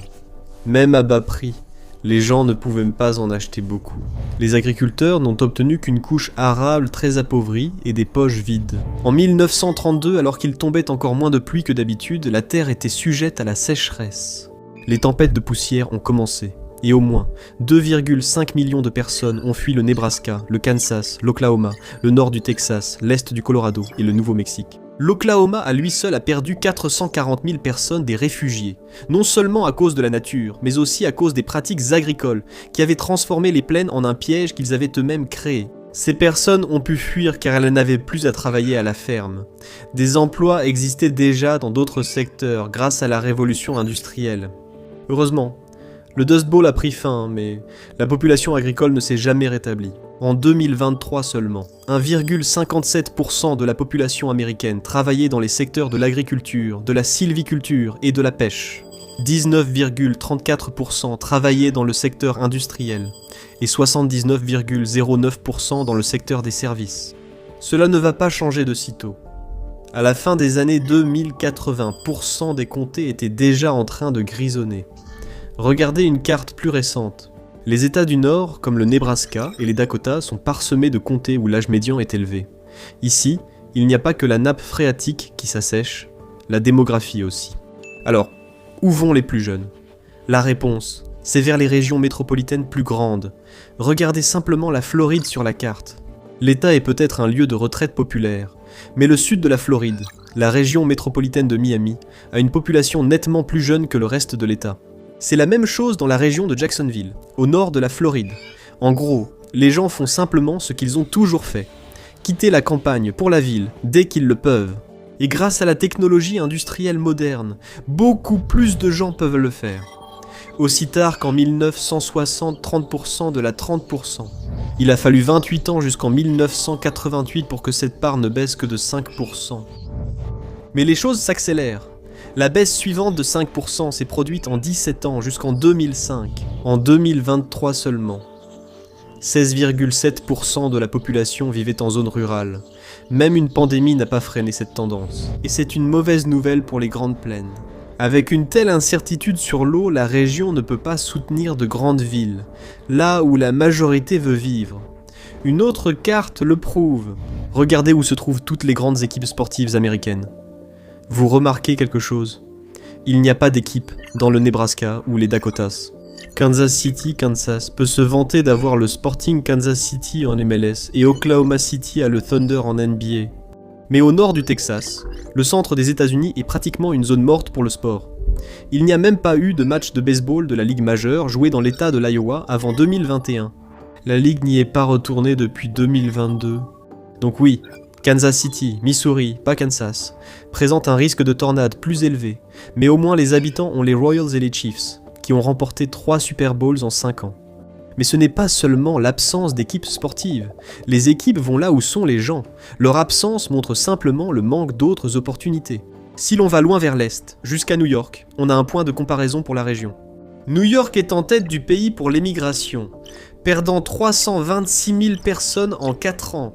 Mais contrairement aux plaines, elle a une arme secrète, New York City. Et quels que soient les chiffres, la ville elle-même restera toujours un aimant pour les gens. Pour commencer, New York est l'un des centres du système financier mondial. Ce n'est pas arrivé par hasard, ni même grâce à une politique astucieuse. La ville dispose de l'un des meilleurs ports naturels au monde. Aujourd'hui, c'est le 3e port à conteneurs des États-Unis et le plus actif pour l'importation de pétrole. De là, les navires vont directement vers l'Atlantique ou au nord de l'État par le Hudson. Des milliers d'emplois de la région métropolitaine sont liés au port, qui continue de servir de haut lieu de la pêche malgré des siècles de pollution. Grâce à des réglementations plus strictes depuis les années 1970, les eaux se sont rétablies. En 2021, la pêche récréative à elle seule générait 250 millions de dollars. Un excellent retour pour une eau autrefois qualifiée de extra épaisse. Même si New York a fini par enregistrer une perte nette de travailleurs du secteur financier, entre 1990 et 2010, cela n'a pas affecté l'économie de la ville. Selon les données de la Réserve fédérale, la ville de New York compte presque autant de travailleurs du secteur financier qu'à son sommet de 1990, soit environ 514 000 en juin 2025 à seulement 11 000 du record. L'emplacement de choix a stimulé l'activité économique, ce qui a entraîné un boom démographique. Et ce boom a attiré d'autres industries comme les théâtres et les équipes sportives, qui ont donné à la ville de New York son empreinte culturelle démesurée. Et tout cela est durable grâce à son climat subtropical qui apporte en moyenne 119 cm, soit 47 pouces de précipitations par an, sous forme de pluie et de neige fondue. C'est à peu près la même chose pour Los Angeles. Elle ne reçoit pas autant de précipitations, avec environ 40 cm, soit 16 pouces par an. C'est plus sec que certaines régions des Grandes Plaines. Mais une fois que le problème de l'eau a été résolu en utilisant un aqueduc pour détourner l'eau de la rivière Owens en 1913, l'endroit était presque assuré de se développer. Los Angeles est situé sur le Pacifique avec un port naturel. Et aujourd'hui, son port est le plus actif, non seulement aux États-Unis, mais dans tout l'hémisphère occidental. L'emplacement et l'économie ont eu les mêmes effets que ceux dont New York avait déjà profité. Los Angeles est devenu le centre de l'industrie cinématographique naissante, et l'influence culturelle a suivi. New York a même perdu l'un de ses joyaux, les Dodgers, au profit de Los Angeles dans les années 1950 et les Giants au profit de San Francisco, une autre ville dotée d'un port de premier plan. San Francisco, perché sur sa baie, n'a pas attiré Hollywood, mais est devenue la capitale mondiale de la technologie. Ces villes ont accumulé tellement de capital culturel et social que même des chocs sévères ne peuvent pas facilement les ébranler. Démêler ces réseaux serait plus de problèmes que cela n'en vaut la peine. Elles ont ainsi résisté à la pandémie de Covid, à la hausse des coûts du logement, à la criminalité et à des politiques économiques discutables. Les gens continuent de s'y installer parce que c'est là que se trouvaient les opportunités, et qu'il y a réellement quelque chose à faire. Mais vous ne trouverez pas cette vitalité au centre du pays. La côte est loin d'ici, donc il n'y a pas de port, avec de bons emplois pour soutenir d'autres activités. Il ne reste que 2 options pour transporter les marchandises. Les faire venir par avion, coûteux, ou par de longs trajets en train ou par route. Avec un emplacement moins qu'idéal, il n'y aura pas autant de pôles économiques à activer. Bien sûr, les gouvernements des États peuvent essayer de créer un climat favorable aux entreprises, mais à moins que les politiques ne soient en accord avec la géographie, ce ne sont que des vœux pieux. Le Texas et la Floride ont des côtes qui alimentent des villes comme Houston et Miami. Les Dakota, le Nebraska et le Kansas peuvent offrir des allègements fiscaux, mais ils ne peuvent pas offrir de ports maritimes. Mais le tableau s'aggrave encore. Les opportunités dans la seule industrie qui rend la vie possible au centre des États-Unis sont en train de disparaître, au sens propre comme au figuré. L'IA fait fureur en ce moment, mais il y a bien plus que ChatGPT qui menace les emplois de col blanc. À cause de cela, on a tendance à oublier que l'automatisation a d'abord touché les emplois ouvriers, et que ce secteur reste l'un des plus propices à une automatisation accrue. Pensez au lait dans vos céréales, ou au fromage sur votre sandwich. Vous savez qu'il vient d'une vache, mais vous ignorez sans doute comment elle a été traitée. Il est probable que ce ne soit pas fait à la main. Aujourd'hui, des bras robotiques et des capteurs appelés systèmes de traite automatisés font ce travail. Les capteurs localisent le pisse, posent les gobelets, et gèrent tous en présence d'agriculteurs. Au Wisconsin et au Minnesota, les agriculteurs sont séduits. Une étude a montré qu'ils économisaient 6 heures de travail en trayant 80 vaches de plus, obtenant ainsi 10 fois plus de lait. Et ne vous inquiétez pas pour les animaux. Les agriculteurs affirment que cette efficacité améliore le confort de leurs vaches. Le progrès suit son propre rythme. Et l'élevage n'est pas la seule partie de l'agriculture que les robots sont en train de transformer. Ils sont même écologiques. Il existe un système de pompage automatisé alimenté par l'énergie solaire. Son rôle est de saturer les racines des cultures. Mais voici ce qui est vraiment intéressant pour le centre des États-Unis. Il est beaucoup plus efficace en termes d'utilisation de l'eau et permet d'économiser des milliers de litres d'eau. Et il y a autre chose qui arrive dans beaucoup de ces champs de maïs du centre des États-Unis. Enlever les panicules de maïs est l'une des tâches les plus fastidieuses de l'industrie agricole, mais c'est nécessaire pour éviter une pollinisation non désirée. Voici le Power Pollen Tractor, une machine qui collecte automatiquement le pollen des plants mâles. En bref, il fait le travail agricole qu'aucun adolescent n'a jamais voulu faire. Il existe aussi des logiciels comme FarmBlocks, un système de gestion IA reliant les capteurs de terrain à une application faisant office de tableau de bord intelligent. Il anticipe les problèmes, faisant gagner du temps aux agriculteurs. D'autres programmes surveillent la santé du bétail et détectent les maladies chez les vaches avant leur propagation. Et avec les drones désormais bon marché et omniprésents, ce n'est plus qu'une question de temps avant que d'autres métiers comme l'épandage ne soient entièrement automatisés. Très bientôt, la seule chose qu'il restera à faire pour l'agriculteur sera de se souvenir du mot de passe Wi-Fi. Voici quelques raisons pour lesquelles un tiers des emplois agricoles pourrait disparaître dans les 8 prochaines années. C'est ce qu'a déclaré le Conference Board du Canada dans un rapport publié à l'été 2024. C'est un groupe de réflexion qui surveille l'innovation et la transformation numérique. Et même s'il est situé au nord de la frontière, cet oracle aura également un impact considérable sur le centre des États-Unis. La montée des robots agricoles est un classique problème de la poule et de l'œuf. Il ne s'agit pas seulement de fermiers avides cherchant à réduire les coûts, c'est aussi que la main-d'œuvre disparaît ici. Les adolescents américains, qui épointaient autrefois le maïs l'été, préfèrent désormais des stages à New York ou Los Angeles. Le travail est revenu aux ouvriers de migrants qui enchaînent des journées de 20 heures, mais même cela reste précaire, pris dans le feu croisé de la politique migratoire. Les robots promettent la certitude. Les machines ne souffrent pas de coups de chaleur et ne réclament pas d'heures supplémentaires, mais elles vident aussi les communautés de leur substance. Ici, chaque robot dans les champs, c'est une famille en moins en ville, un compromis que les grandes plaines ne pourront tolérer indéfiniment. Mais il y a peut-être une raison d'espérer. Une chose que le centre des États-Unis a en abondance, c'est du terrain. Et il faudra du terrain pour les centres de données dont l'IA dépend. Un minimum de 200 acres, soit 81 hectares, est généralement nécessaire pour construire un centre de données avec tout ce dont il a besoin. Mais il n'y a pas que les centres de données. Chacun peut nécessiter au moins 200 MW d'électricité. Cela signifie qu'il faudra aussi plus de centrales électriques. Le hasard fait que le Dakota du Sud est déjà un leader dans les énergies renouvelables. En 2022, 55% de son réseau électrique fonctionnait à l'énergie éolienne. C'est un modèle pour le reste du centre des États-Unis. Les mêmes prairies ouvertes qui alimentent toutes ces tornades offrent aussi des vents réguliers, dangereux lors des tempêtes, mais parfaits pour les éoliennes. Avec de vastes étendues de terre, l'espace ne manque pas pour installer de nouveaux réacteurs nucléaires pour alimenter les centres de données du futur. L'industrie des centres de données en plein essor est-elle la solution à ce cycle ? Le centre des États-Unis pourrait-il réellement être au cœur du boom de l'IA ? Non. Parce qu'il y a autre chose dont un centre de données a besoin. Beaucoup d'eau. Un centre de données d'IA typique engloutit entre 2,9 et 5 millions de gallons d'eau chaque jour. C'est à peu près autant qu'une ville comptant entre 30 000 et 50 000 habitants. L'eau maintient les serveurs en marche, en produisant de l'énergie, et en refroidissant les équipements pour éviter la surchauffe. Sans elle, les machines surchaufferaient rapidement. Imaginez un ordinateur portable géant laissé en marche en plein soleil, mais avec des milliards de dollars en jeu. Mais l'eau est une ressource précieuse dans cette région. Même des régions plus humides comme la Virginie peinent à répondre à la demande. Trouver de l'eau pour une ville de 13 000 habitants dans le Panhandle de l'Oklahoma était déjà très difficile. Et puiser l'eau de l'Ogallala pour alimenter des centres de données d'IA ne passera probablement pas très bien politiquement. Il n'y a pas de solution miracle. Le cœur des États-Unis n'est pas vide par hasard, et aucune nouvelle industrie ni aucun changement de politique ne risque de changer cela. Cette région a simplement hérité d'une mauvaise situation géographique. Il n'y avait presque personne ici avant le 19e siècle, et ce n'est pas un hasard. Bientôt, cela pourrait littéralement devenir une terre de robots, cultivant les champs sous la surveillance de quelques superviseurs humains.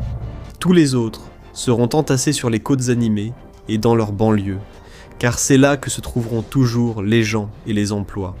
Les plaines auront du blé et du bœuf en abondance, mais il n'y aura pas beaucoup de voisins avec qui les partager. Merci de m'avoir rejoint aujourd'hui, j'espère que la vidéo vous a plu. Pour en voir d'autres, n'hésitez pas à Vous abonner et activer les notifications, ça fait vraiment une différence. Merci encore et je vous retrouve la prochaine. foi sur Mappack. La Russie est tellement grande qu'elle compte 11 fuseaux horaires. Quand le soleil se lève à Moscou, il se couche à Vladivostok. Même ainsi, elle n'est jamais devenue un empire sur lequel le soleil ne se couche jamais, peu importe ses efforts. Pourquoi ? Parce que la taille ne fait pas tout. Parfois, être vaste apporte en réalité des problèmes. Vladimir Poutine a un jour déclaré que la chute de l'Union soviétique était la plus grande catastrophe géopolitique du XXe siècle. Pour la communauté mondiale au sens large, cela a probablement suscité quelques rires lorsqu'ils l'ont entendu. Mais ce n'était pas une question de rire pour les personnes plus proches de la Russie. Ils savent mieux que quiconque que la Russie veut être grande. Non, elle a besoin d'être grande. Moscou considère cela comme une question de survie. L'immensité de la Russie n'est pas un hasard. Le pays s'est rapidement étendu entre le XVIe et le XIXe siècle. Cela n'a pas commencé comme un projet impérial.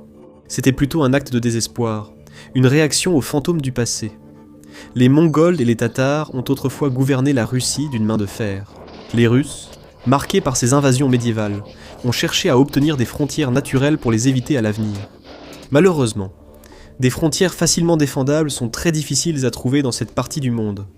Bien sûr, il y a les montagnes de l'Oural, qui ont été annexées en 1574, mais elles n'ont servi à rien à l'ouest. Pendant que le Tsarat de Russie colonisait l'Oural, il était également impliqué dans la guerre de Livonie, et ce fut un désastre. La Russie s'est battue pour sa survie contre des puissances européennes comme la Suède, le Danemark et la République des deux nations, Pologne-Lituanie, tandis qu'une autre armée d'Ottomans et de Tatars de Crimée est allée jusqu'à Moscou et a déclenché un incendie. La ville a survécu, mais une génération plus tard, la République des deux nations, Pologne-Lituanie, a dit « à mon tour ». Elle a envahi la Russie, et comme il y avait peu de résistance, elle a occupé Moscou également. Si vous vous demandez pourquoi Poutine a dit quelque chose d'aussi absurde, vous commencez à entrevoir les raisons. Les superpuissances ont souvent la chance d'être favorisées par la géographie. La Grande-Bretagne, bien que petite, fut le centre d'un empire mondial car il était difficile de l'envahir, étant une île protégée par la Royal Navy. Les États-Unis sont devenus une superpuissance après avoir été une colonie britannique, notamment grâce à leur séparation des autres grandes puissances par 2 océans. La Russie n'a presque rien pour se défendre. Regardez une carte de l'Europe. Vous comprendrez peut-être pourquoi l'invasion de l'Ukraine par Poutine est un échec total. La majeure partie du continent européen est une vaste plaine qui s'étend des Pyrénées jusqu'à l'Oural. Plus on va vers l'est, plus la plaine s'élargit. Aux monts Oural, la plaine s'étend sur plus de 1200 miles, soit 1931 km de l'océan Arctique à la mer Caspienne. C'est un endroit qui facilite le déplacement de grandes armées, et qui est pratiquement impossible à défendre. La Russie le sait très bien. Pendant des siècles, elle a tenté de changer cela, et à l'époque de la guerre froide, elle y était largement parvenue. L'Union soviétique s'étendait jusqu'à Berlin, loin à l'ouest, dans la plaine européenne, où elle était beaucoup plus étroite. Elle pouvait y concentrer des forces numériquement supérieures et, en cas de guerre, submerger ses ennemis. Les pays de l'OTAN ont redouté cette perspective pendant des décennies. Cela influençait tout ce que faisait l'Alliance. Les chars occidentaux étaient conçus pour avoir l'autonomie et la robustesse nécessaires pour détruire plus d'un char soviétique. Même la technologie furtive était née en grande partie à cause de cette situation géographique. Le F-22 Raptor a vu le jour dans les années 1980 pour s'assurer que les États-Unis ne perdraient pas leur avantage dans le ciel européen. Un avantage qu'ils ne pouvaient absolument pas se permettre de perdre, de peur que les colonnes de chars soviétiques n'arrivent en vagues successives et imparables. Mais ensuite, le mur de Berlin est tombé, et en l'espace de seulement 2 ans, ces acquis qui avaient coûté à la Russie des siècles et d'innombrables vies avaient tous disparu. La Russie s'est retirée loin vers l'est, là où la plaine redevenait vaste et étendue. Ainsi prit fin la Russie historique de Poutine, même si, historiquement, la Russie avait dû faire la guerre pour obtenir tout ce territoire. Donc, Poutine est reparti en guerre pour cela, mais avec beaucoup moins de succès que les tsars et les dictateurs soviétiques qui l'ont précédé. En juin 2025, les pertes russes dans ce qui devait être une brève opération militaire spéciale ont atteint le million. Qu'est-ce que Poutine a obtenu pour un tel prix ? Entre le début de l'invasion et le 9 juillet 2025, la Russie a enregistré un gain net de près de 28 000 miles carrés, soit 72 500 km², environ la moitié de la superficie de l'État de New York aux États-Unis. Cette semaine-là, elle n'a gagné que 18 miles carrés supplémentaires, soit 47 km². La Russie contrôle environ 20% de l'Ukraine, les 20% situés à l'est où la plaine européenne est plus large et plus difficile à défendre. Mais la situation empire. Avant la guerre, la frontière de la Russie avec l'OTAN était de 754 miles, soit 1213 km. Poutine cherchait à réduire cette vulnérabilité en ramenant l'Ukraine sous l'influence de Moscou, permettant à la Russie de s'étendre davantage vers l'ouest sur la plaine européenne. Mais hélas, son plan n'a fait qu'amener la Finlande dans l'Alliance et augmenter la frontière totale qu'il doit défendre de 830 miles supplémentaires, soit 1300 km. Cela signifie plus d'argent dépensé pour les forces armées, afin qu'elles puissent défendre cette longue étendue de territoire ouvert. Même lorsque la guerre sera terminée, les gains en Ukraine ne seront tout simplement pas assez significatifs pour compenser la détérioration de la position géographique de la Russie à cause d'une OTAN renforcée. Mais Poutine, et probablement n'importe quel dictateur qui lui succédera, ont ressenti une forte pression de l'histoire. Tant que la Russie suit la tradition de Pierre le Grand et aspire au statut de superpuissance, elle a besoin de frontières plus facilement défendables. Et nous n'avons pas encore abordé la raison la plus forte. Regardez une carte de la Russie et tracez une ligne à travers l'Oural. Plus des 3/4 du territoire russe se trouvent à l'est de cette ligne, mais 80% de la population se trouve à l'ouest. Les zones les plus vulnérables de la Russie sont aussi de loin les plus précieuses. Toute perturbation dans cette partie du pays aurait des conséquences dévastatrices. Malheureusement pour Moscou, son territoire à l'ouest de l'Oural est tout aussi vulnérable aujourd'hui qu'il l'était à l'époque des Mongols et des Tatars. La Russie compte peut-être 11 fuseaux horaires, mais ils ne se valent pas tous. La plupart des choses importantes se trouvent ici. Les villes de Moscou et de Saint-Pétersbourg, à elles seules, comptent 17 millions d'habitants, soit environ 12% de la population russe. La plupart des problèmes de la Russie aujourd'hui sont à l'ouest, mais le fait de s'être étendu aussi loin à l'est de l'Oural a aussi apporté des problèmes. La Russie a été attirée là-bas à l'origine lorsqu'elle s'est rendue compte qu'il y avait quelque chose de précieux à exploiter. Mais tout a un prix. Il fait vraiment froid en Sibérie. La température maximale moyenne quotidienne sur l'année est de 35,6 degrés. Fahrenheit, soit 2 degrés Celsius. Les hivers y sont particulièrement rudes. En janvier, la température maximale moyenne quotidienne ne dépasse même pas 0 degré sur le thermomètre. La faible densité de population, environ 3 personnes au kilomètre carré, n'est donc pas surprenante. Mais pourquoi la Russie a-t-elle voulu s'étendre ici ? Ces températures froides impliquent pour la présence d'animaux à épaisse fourrure, tels que les renards arctiques et les tigres. Les commerçants russes ont rapidement compris que la fourrure de ces animaux se vendait avec d'énormes bénéfices en Europe. À l'époque, l'industrie de la fourrure était pour la Russie ce que l'industrie de l'énergie est aujourd'hui. Le moteur économique qui fournissait la richesse à sa machine de guerre et le luxe à ses dirigeants.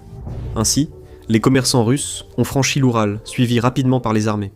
Les tribus locales, impuissantes face à la poudre à canon russe, ont dû accepter un accord forcé.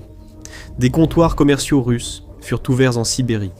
Les habitants venaient alors payer régulièrement des tributs en fourrure, sinon ils avaient peu de liens avec Moscou, la société russe au sens large, ou entre eux. C'est toujours le cas aujourd'hui. Prenez une autre carte de la Russie et regardez son réseau routier. Vous remarquerez quelque chose de particulier. Le cœur européen de la Russie, à l'ouest de l'Oural, est bien connecté. Il y a un vaste réseau centré sur Moscou. La situation est très différente à l'est. À quelques exceptions près, les districts sibériens sont isolés les uns des autres. Le principal axe routier est l'autoroute transsibérienne. Opportunément, cette route aide Moscou à maintenir son contrôle sur la Sibérie. Mais le contrôle n'est pas la même chose que le développement. L'autoroute transsibérienne est la troisième route la plus longue du monde. Elle s'étend sur 6800 miles, soit près de 11 000 km de Saint-Pétersbourg à Vladivostok. Mais si vous pensez que voyager sur cette route est aussi simple que sur l'I-95 de la côte est américaine, réfléchissez-y à 2 fois. Bien sûr, toute l'autoroute est revêtue d'asphalte et de béton. Mais cela ne veut pas dire que toutes les sections sont dans le même état. Comme prévu, l'autoroute est généralement en bon état dans le centre européen de la Russie. Mais si vous vous déplacez à l'est de l'Oural, votre voyage deviendra beaucoup plus difficile, surtout à une certaine période de l'année. Et ce n'est pas celle à laquelle vous pensez. Avec un bon chauffage dans votre voiture, l'hiver sibérien sera sans doute moins pénible que prévu, du moins sur cette route. Mais si vous voyagez en été, faites attention.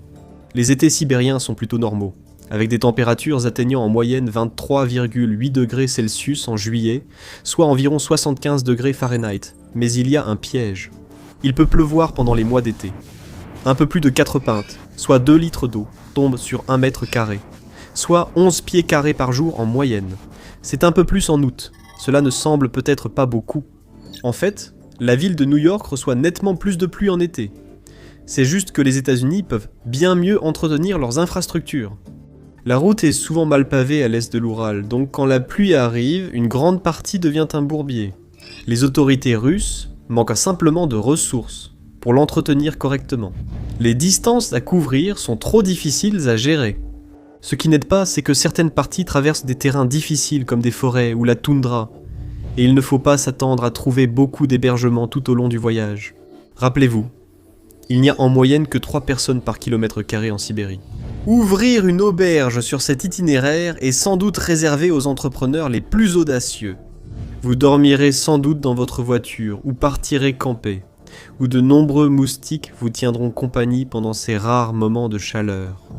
Il ne vous surprendra peut-être pas d'apprendre que les guides de voyage conseillent aux conducteurs potentiels de se préparer au pire et de ne jamais parcourir la route transsibérienne seul. Si votre voiture a des problèmes mécaniques, ou s'il y a une autre sorte d'urgence, vous pourriez vraiment être à des kilomètres de toute aide. Les conducteurs doivent toujours garder à l'esprit l'immensité des distances ici. La distance entre Irkoutsk et Khabarovsk, 2 des plus grandes villes situées seulement sur la partie est de l'autoroute, est encore plus grande que celle entre New York et Dallas, au Texas. Et souvenez-vous, l'autoroute transsibérienne est la meilleure route ici. Les routes locales sont en bien pire état. Elles ne sont souvent pas goudronnées, et celles qui le sont ont beaucoup de nids de poules. Le manque d'infrastructures rend certaines villes de Sibérie inaccessibles la majeure partie de l'année. 10% de la population russe se retrouve complètement isolée du reste du pays pendant des jours, voire des semaines. Prenez Tchersky, dans la république de Sakha. Les températures hivernales ici peuvent descendre jusqu'à moins 58 degrés Fahrenheit, soit moins 50 degrés Celsius. Ce n'est pas du tout près de l'autoroute transsibérienne, donc c'est isolé, enseveli sous la glace et la neige pendant 8 mois. C'est en quelque sorte voulu. L'endroit a été fondé en 1931 dans le cadre du réseau de goulag de Staline. À son apogée, la ville comptait environ 12 000 habitants, mais il est compréhensible que la grande majorité soit partie après l'effondrement de l'Union soviétique. Près de 2900 personnes y résidaient encore lors du recensement russe de 2010. Tchersky est un cas assez typique en ce qui concerne les villes sibériennes, surtout lorsqu'elles se trouvent au nord du cercle arctique. Ces villes sont souvent situées dans la toundra. Les camions livrent des provisions quand les rivières gèlent. Mais ces trajets sont souvent longs et dangereux. Le trajet routier, si on peut l'appeler ainsi, de Yakoutsk, la plus grande ville de la région, jusqu'à Tchersky, fait un peu moins de 1200 miles, soit 1900 km, et prend 1 semaine. Même un vol en avion à turbopropulseur prend 4 heures et demie. Même après tous ces siècles, la Russie n'a toujours pas développé l'infrastructure nécessaire pour relier la Sibérie au cœur du pays, et c'est en partie voulu. Cela aide quand Moscou exploite les habitants locaux pour ses ambitions. Les habitants de la Sibérie ont été les premiers à mourir en Ukraine, afin que les habitants des grandes villes du cœur de la Russie n'aient pas à le faire. Mais ce traitement des locaux est une arme à double tranchant. Prêter si peu d'attention aux habitants et aux infrastructures ici signifie que l'économie russe reste bloquée en secondes. La Sibérie soulève un paradoxe fascinant pour la vie dans la Russie moderne. Comment l'un des endroits les plus incroyablement riches du monde peut-il être aussi pauvre? Les chiffres ne mentent pas.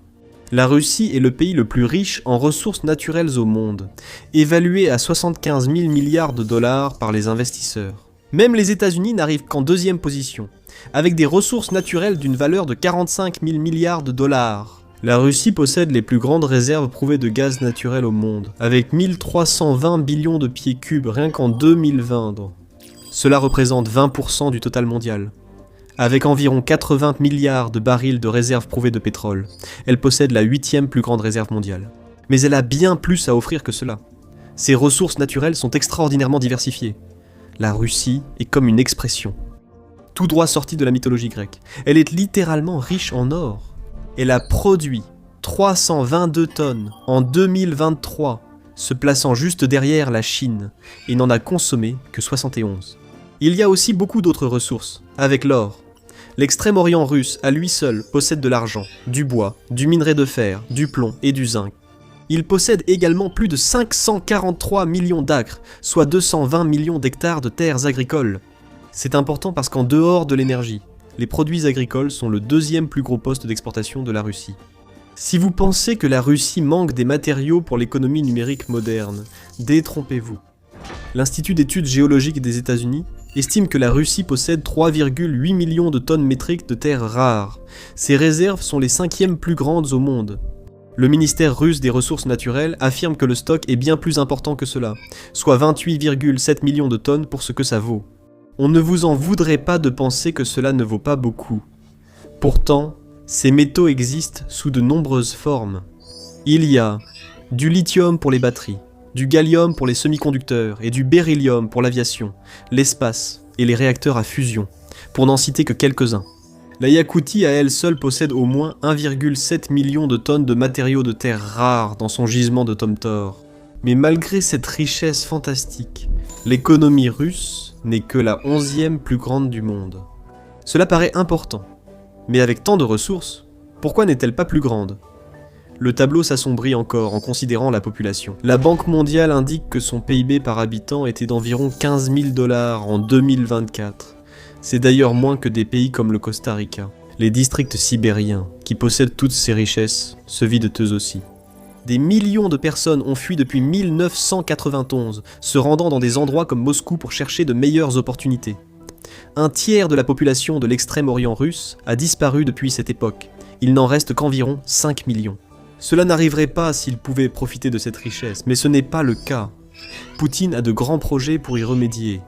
Il veut que la Russie devienne l'un des 5 plus grands producteurs mondiaux de terres rares et qu'elle s'empare de 12% de la part de marché international d'ici 2030, ce qui semble peu probable. Vous vous souvenez du réseau routier là-bas ? Il n'y aurait probablement pas beaucoup d'activités. L'infrastructure n'est tout simplement pas là. Comme vous l'avez sans doute déjà compris, les routes font partie des sujets dont les habitants de Russie se plaignent le plus souvent. Il y a une bonne raison à ces plaintes. Les routes de la Russie peuvent être carrément dangereuses. En 2023, 14 700 personnes sont mortes dans des accidents de la route. Cela semble beaucoup moins que les près de 41 000 morts aux États-Unis cette année-là.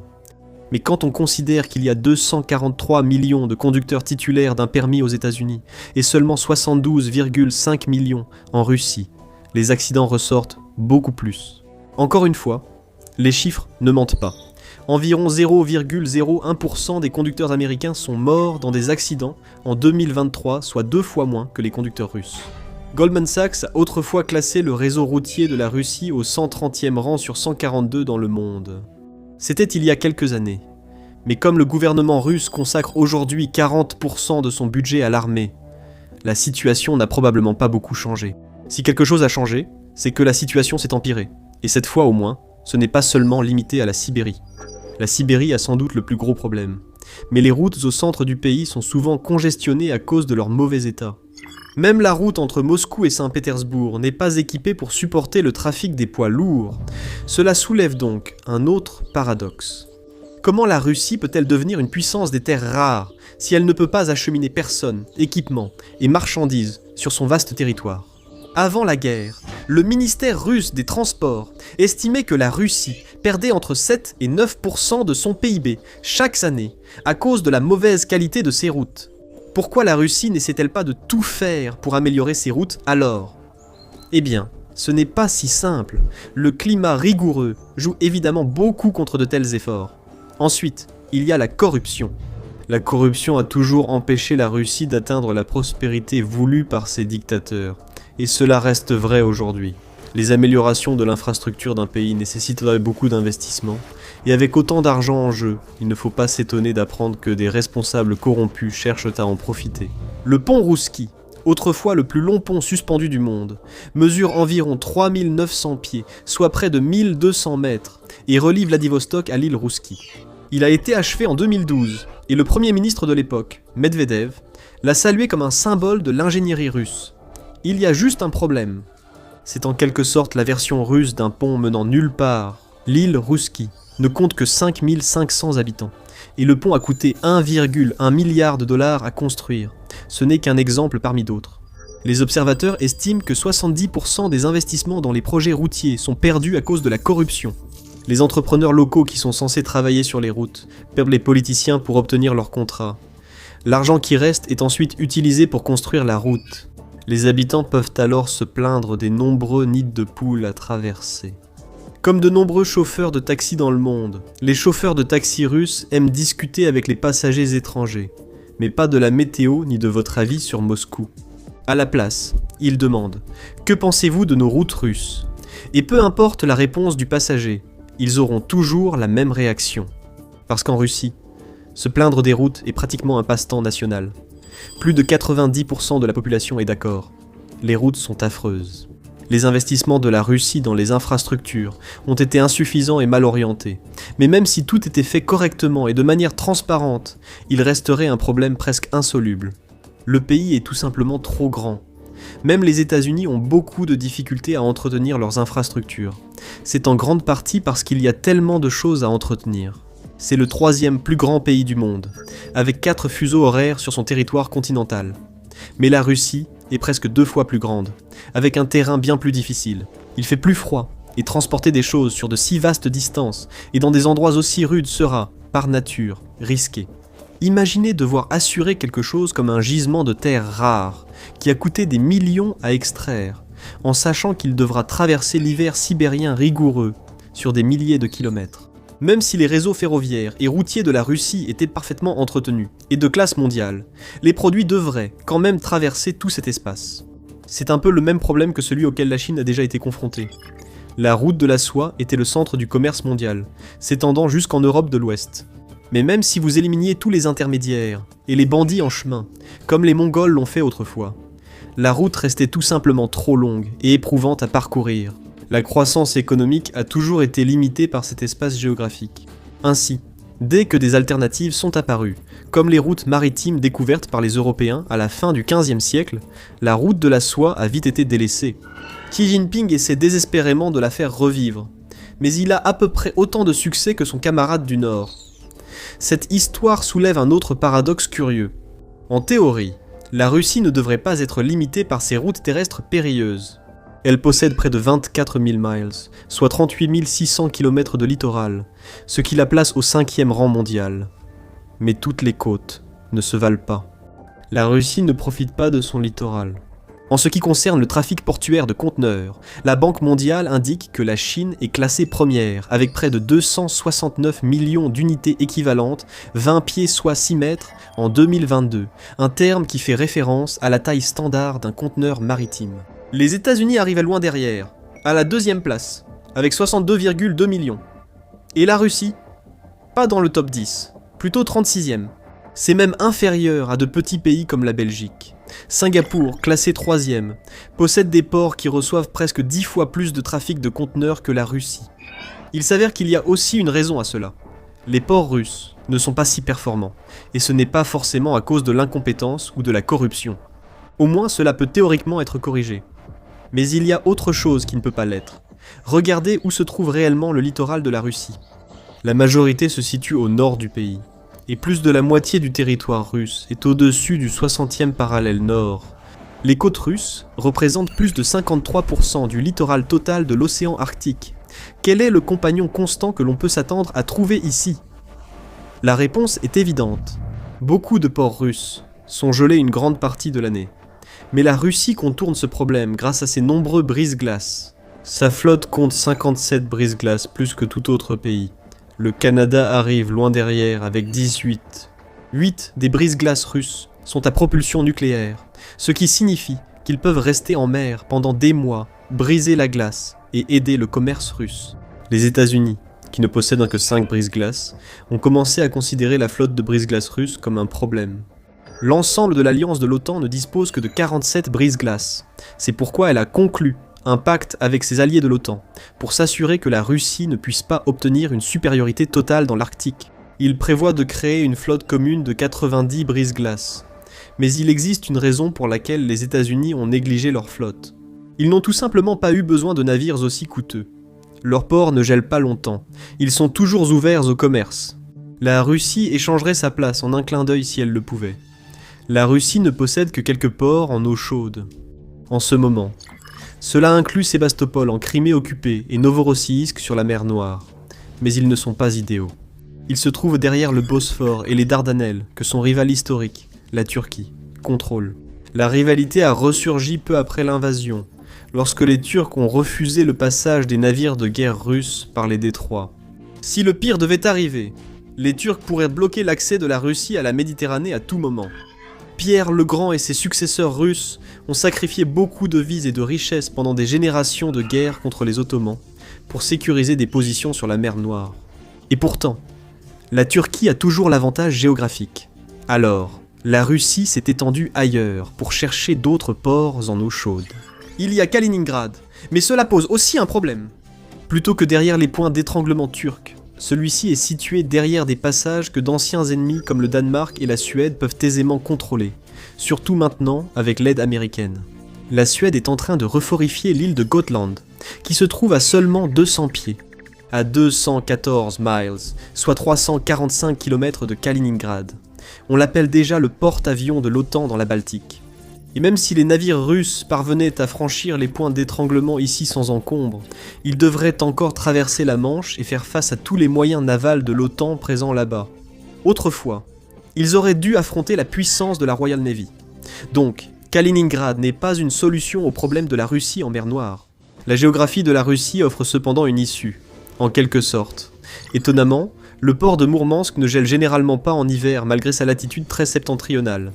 C'est grâce au courant chaud du Gulf Stream provenant du Golfe d'Amérique, anciennement appelé Golfe du Mexique. Mais pas si vite. Regardez où se trouve Mourmansk. Pour aller de Mourmansk à l'océan ouvert, les navires russes doivent passer par le passage Gyuk, les deux détroits entre le Groenland et l'Islande, et entre l'Islande et le Royaume-Uni.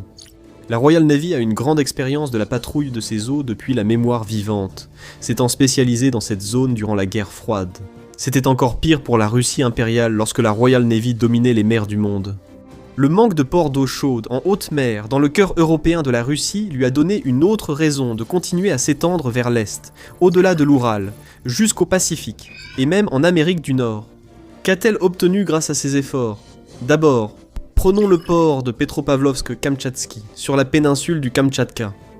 Étonnamment, il ne gèle pas. Malheureusement pour la Russie, ce n'est toujours pas idéal. Le Kamtchatka ne peut pas être relié au continent russe par route ou par rail. Le terrain est tout simplement trop hostile. Alors, la Russie a continué à chercher à travers le vaste continent eurasiatique un port en eau chaude, qui ne soit pas derrière des points de contrôle potentiellement hostiles. Vladivostok était un objectif majeur. Finalement, l'obtenir de la Chine au XIXe siècle a été une grande victoire. Malheureusement pour la Russie, ce n'est toujours pas suffisant. À l'époque, il gelait pendant 4 mois de l'année. Il ne bénéficie pas du Gulf Stream et se trouve près des températures polaires qui gèlent la Sibérie entre novembre et mars. Le climat est plus chaud aujourd'hui, donc le port reçoit moins de glace de nos jours, mais il y a un autre problème. Pour aller de Vladivostok à l'océan ouvert, les navires russes doivent traverser des points de contrôle dans la mer du Japon. C'est une mauvaise nouvelle pour Moscou. Vladivostok ne convenait pas à la Russie. Alors elle a essayé de contrôler Port Arthur, aujourd'hui le district de Lushunko à Dalian, en Chine. Il ne gelait pas en hiver. Bien sûr, c'est toujours isolé de l'océan ouvert, mais il vaut mieux passer par la mer Jaune et la côte chinoise que par la mer du Japon. N'est-ce pas ? Le Japon n'était pas de cet avis, ce qui a contribué à déclencher la guerre russo-japonaise. Depuis, la Russie et le Japon sont plus ou moins en désaccord. La Russie n'a pas réussi à conserver Port Arthur, le Japon l'a pris pendant la guerre. L'Union soviétique l'a récupéré après la Seconde Guerre mondiale, mais l'a ensuite donné à la Nouvelle République populaire de Chine en 1956. Donc, toute cette aventure n'a finalement servi à rien. Pierre le Grand voyait la Russie comme une grande puissance maritime, mais aucun de ses successeurs n'a jamais réussi à être à la hauteur de cette vision. Les tsars russes du 19e siècle étaient tellement désespérés de trouver un port en eau chaude à l'abri de la Royal Navy, qu'ils ont commencé à chercher des possibilités dans le golfe Persique, voire sur l'océan Indien. Ainsi commença la compétition avec la Grande-Bretagne, connue sous le nom de Grand Jeu. La Russie ne l'a pas remporté. Malgré tous ses acquis, jusqu'à aujourd'hui, la Russie reste un pays enclavé, si ses adversaires le décident. Il n'est pas nécessaire de remonter très loin dans le temps pour trouver un exemple de la dangerosité que cela peut représenter pour la sécurité de la Russie. Les nazis ont effectivement progressé rapidement lorsqu'ils ont envahi l'Union soviétique le 22 juin 1941. Les États-Unis ont accepté de approvisionner les soviétiques via le programme Pré-Bail peu après. Mais un problème majeur subsistait. Comment les marchandises allaient-elles arriver ? Mourmansk ? Les sous-marins nazis rendirent cette route difficile et dangereuse. De plus, Hitler occupait la Norvège. La route de la mer Noire. Doublement non. La Grèce était sous occupation de l'Axe. En plus, les nazis avaient pris la Crimée, et ne la perdraient qu'en 1944 Vladivostok, ou une autre région le long de la côte pacifique russe. Cela aurait signifié affronter la marine impériale japonaise à une époque où Tokyo dominait la région. Il n'y avait qu'un seul choix. Les navires accostaient dans des ports du golfe Persique, puis traversèrent le corridor perse en Iran. Même cela a demandé quelque chose digne d'un film parodique. Une invasion conjointe de la Grande-Bretagne et de l'Union soviétique. Le gouvernement là-bas était trop favorable aux puissances de l'Axe auparavant. Heureusement, l'invasion a réussi. Les fournitures américaines sont arrivées en Russie après avoir fait la moitié du tour du monde, et les nazis ont finalement été repoussés. La Russie pourrait théoriquement bâtir une marine puissante pour pallier ses faiblesses géographiques, mais il y a un problème à ce niveau. Vous vous en doutiez sans doute. Sur le papier, la marine russe compte parmi les plus puissantes, mais en réalité, elle fait face à de nombreux défis. Tous les grands navires de la Russie, son unique porte-avions, ses 4 croiseurs et ses 10 destroyers ont plus de 30 ans, même la flotte de sous-marins russes vieillit. Les nouveaux navires mis en service sont souvent des frégates ou corvettes, plus légères, avec une portée réduite et des performances moindres au combat. En somme, la marine russe peine de plus en plus à sécuriser son commerce maritime et à pallier ses faiblesses géographiques. Et tout cela est dû à un autre fait géographique que vous connaissez déjà. Le désir de Pierre le Grand de faire de la Russie une grande puissance navale n'a pas effacé le problème de ses frontières largement ouvertes, avec des États potentiellement hostiles à la fois à l'ouest et à l'est. Avoir une armée de classe mondiale est une affaire coûteuse, surtout lorsqu'il s'agit d'une marine. C'est pourquoi, historiquement, la plupart des États ont dû choisir s'ils allaient consacrer leurs ressources à devenir une puissance terrestre ou une puissance navale. Enfin, c'est en quelque sorte une imprécision. La géographie décide souvent à leur place. La Grande-Bretagne n'avait pas à investir autant dans son armée et privilégier sa marine pour se défendre. C'était aussi un moyen fantastiquement efficace de devenir l'empire dominant du monde. Pour la Russie, c'est l'inverse. Avec des frontières aussi indéfendables, elle doit dépenser beaucoup plus d'argent pour entretenir une armée capable de couvrir un territoire aussi vaste. Tous les moments de crise de la Russie sont venus de la terre, pas de la mer. Pour Moscou, la puissance maritime est un luxe, et un luxe de plus en plus hors de portée. Alors, existe-t-il une issue pour la Russie ? Peut-elle trouver un moyen d'acheminer ses ressources fantastiques vers les marchés mondiaux affamés d'une manière que ses rivaux étrangers ne peuvent pas perturber ? Il se pourrait bien que oui. Pour la Russie, le réchauffement climatique est une très très bonne chose. En 2018, la Russie et la Chine ont signé un accord d'investissement de 9,5 milliards de dollars pour développer les infrastructures. Cela semble standard, mais il y avait quelque chose de particulier. La seule priorité spécifiquement mentionnée dans le communiqué de presse russe était la route maritime du Nord. Cette route, que vous connaissez peut-être aussi sous le nom de passage du Nord-Est, s'étend de Mourmansk à Vladivostok. Elle présente de nombreux avantages. Vous vous souvenez de ce navire qui était resté bloqué dans le canal de Suez en 2021 ? Cela a coûté 400 millions de dollars par heure à l'économie mondiale. Une route maritime du Nord bien développée permettrait d'éviter tout cela. Au lieu de voyager autour de l'Eurasie en passant par des points d'étranglement comme le détroit de Malacca et le canal de Suez, il pourrait longer la côte russe. Il y a de nombreux avantages à cela. Cela permettrait d'économiser beaucoup de temps et d'argent. Un trajet typique, par exemple de Tokyo à Hambourg, prend 48 jours en passant par le canal de Suez. Le même trajet par la route maritime du Nord ne prendrait que 35 jours. Depuis le XVIe siècle, les gens espèrent gagner du temps grâce aux routes maritimes arctiques. Mais aujourd'hui, les choses commencent enfin à s'améliorer, presque littéralement. En 2010, un total de 40 et 1 000 tonnes de marchandises ont transité par la route maritime du Nord. En 2019, ce chiffre a presque été multiplié par 7 pour atteindre 285 000. C'est en partie grâce à un plus grand nombre de brise-glaces. Mais Moscou espère qu'il se fasse bientôt plus rare en mer.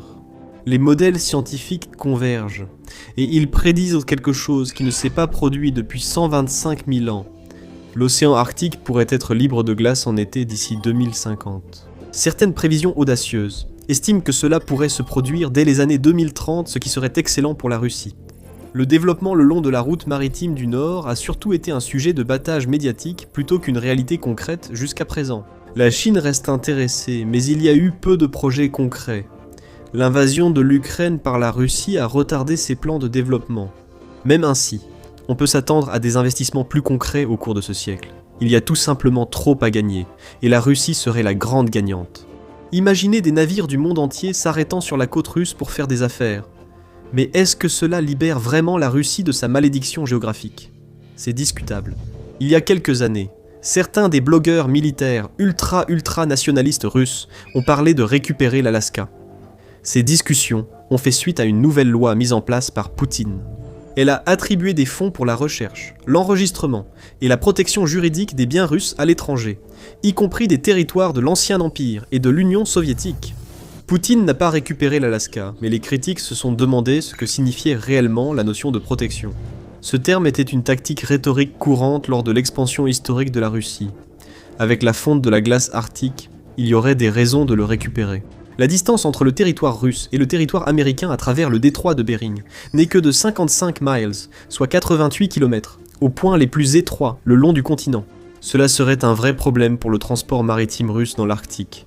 9 bases militaires américaines sont actives en Alaska. Certaines d'entre elles accueillent du matériel sérieux, comme des F-22 Raptor et des F-35 Lightning II. Il y a aussi une installation pour tester des sous-marins. Disons simplement que si la situation dégénérait, le commerce russe sur la lucrative route maritime du Nord ne serait pas à l'abri des puissances étrangères. Au XXIe siècle, le détroit de Bering pourrait bien être un autre point d'étranglement dangereux, auquel la Russie doit absolument trouver une solution, mais n'y parvient pas. Voyez, concernant la Russie, le biographe de Staline, Stephen Kotkin, l'a bien résumé. La Russie veut se distinguer comme une grande puissance, mais ses capacités n'ont jamais été à la hauteur de ses aspirations. Parce que, peu importe l'immensité de leurs armées, même les souverains les plus puissants ne peuvent pas vaincre la géographie. Merci de m'avoir rejoint aujourd'hui. J'espère que la vidéo vous a plu. Si vous souhaitez en voir d'autres, abonnez-vous et activez les notifications, cela compte beaucoup. Merci encore, et je vous retrouve la prochaine fois sur MapPack.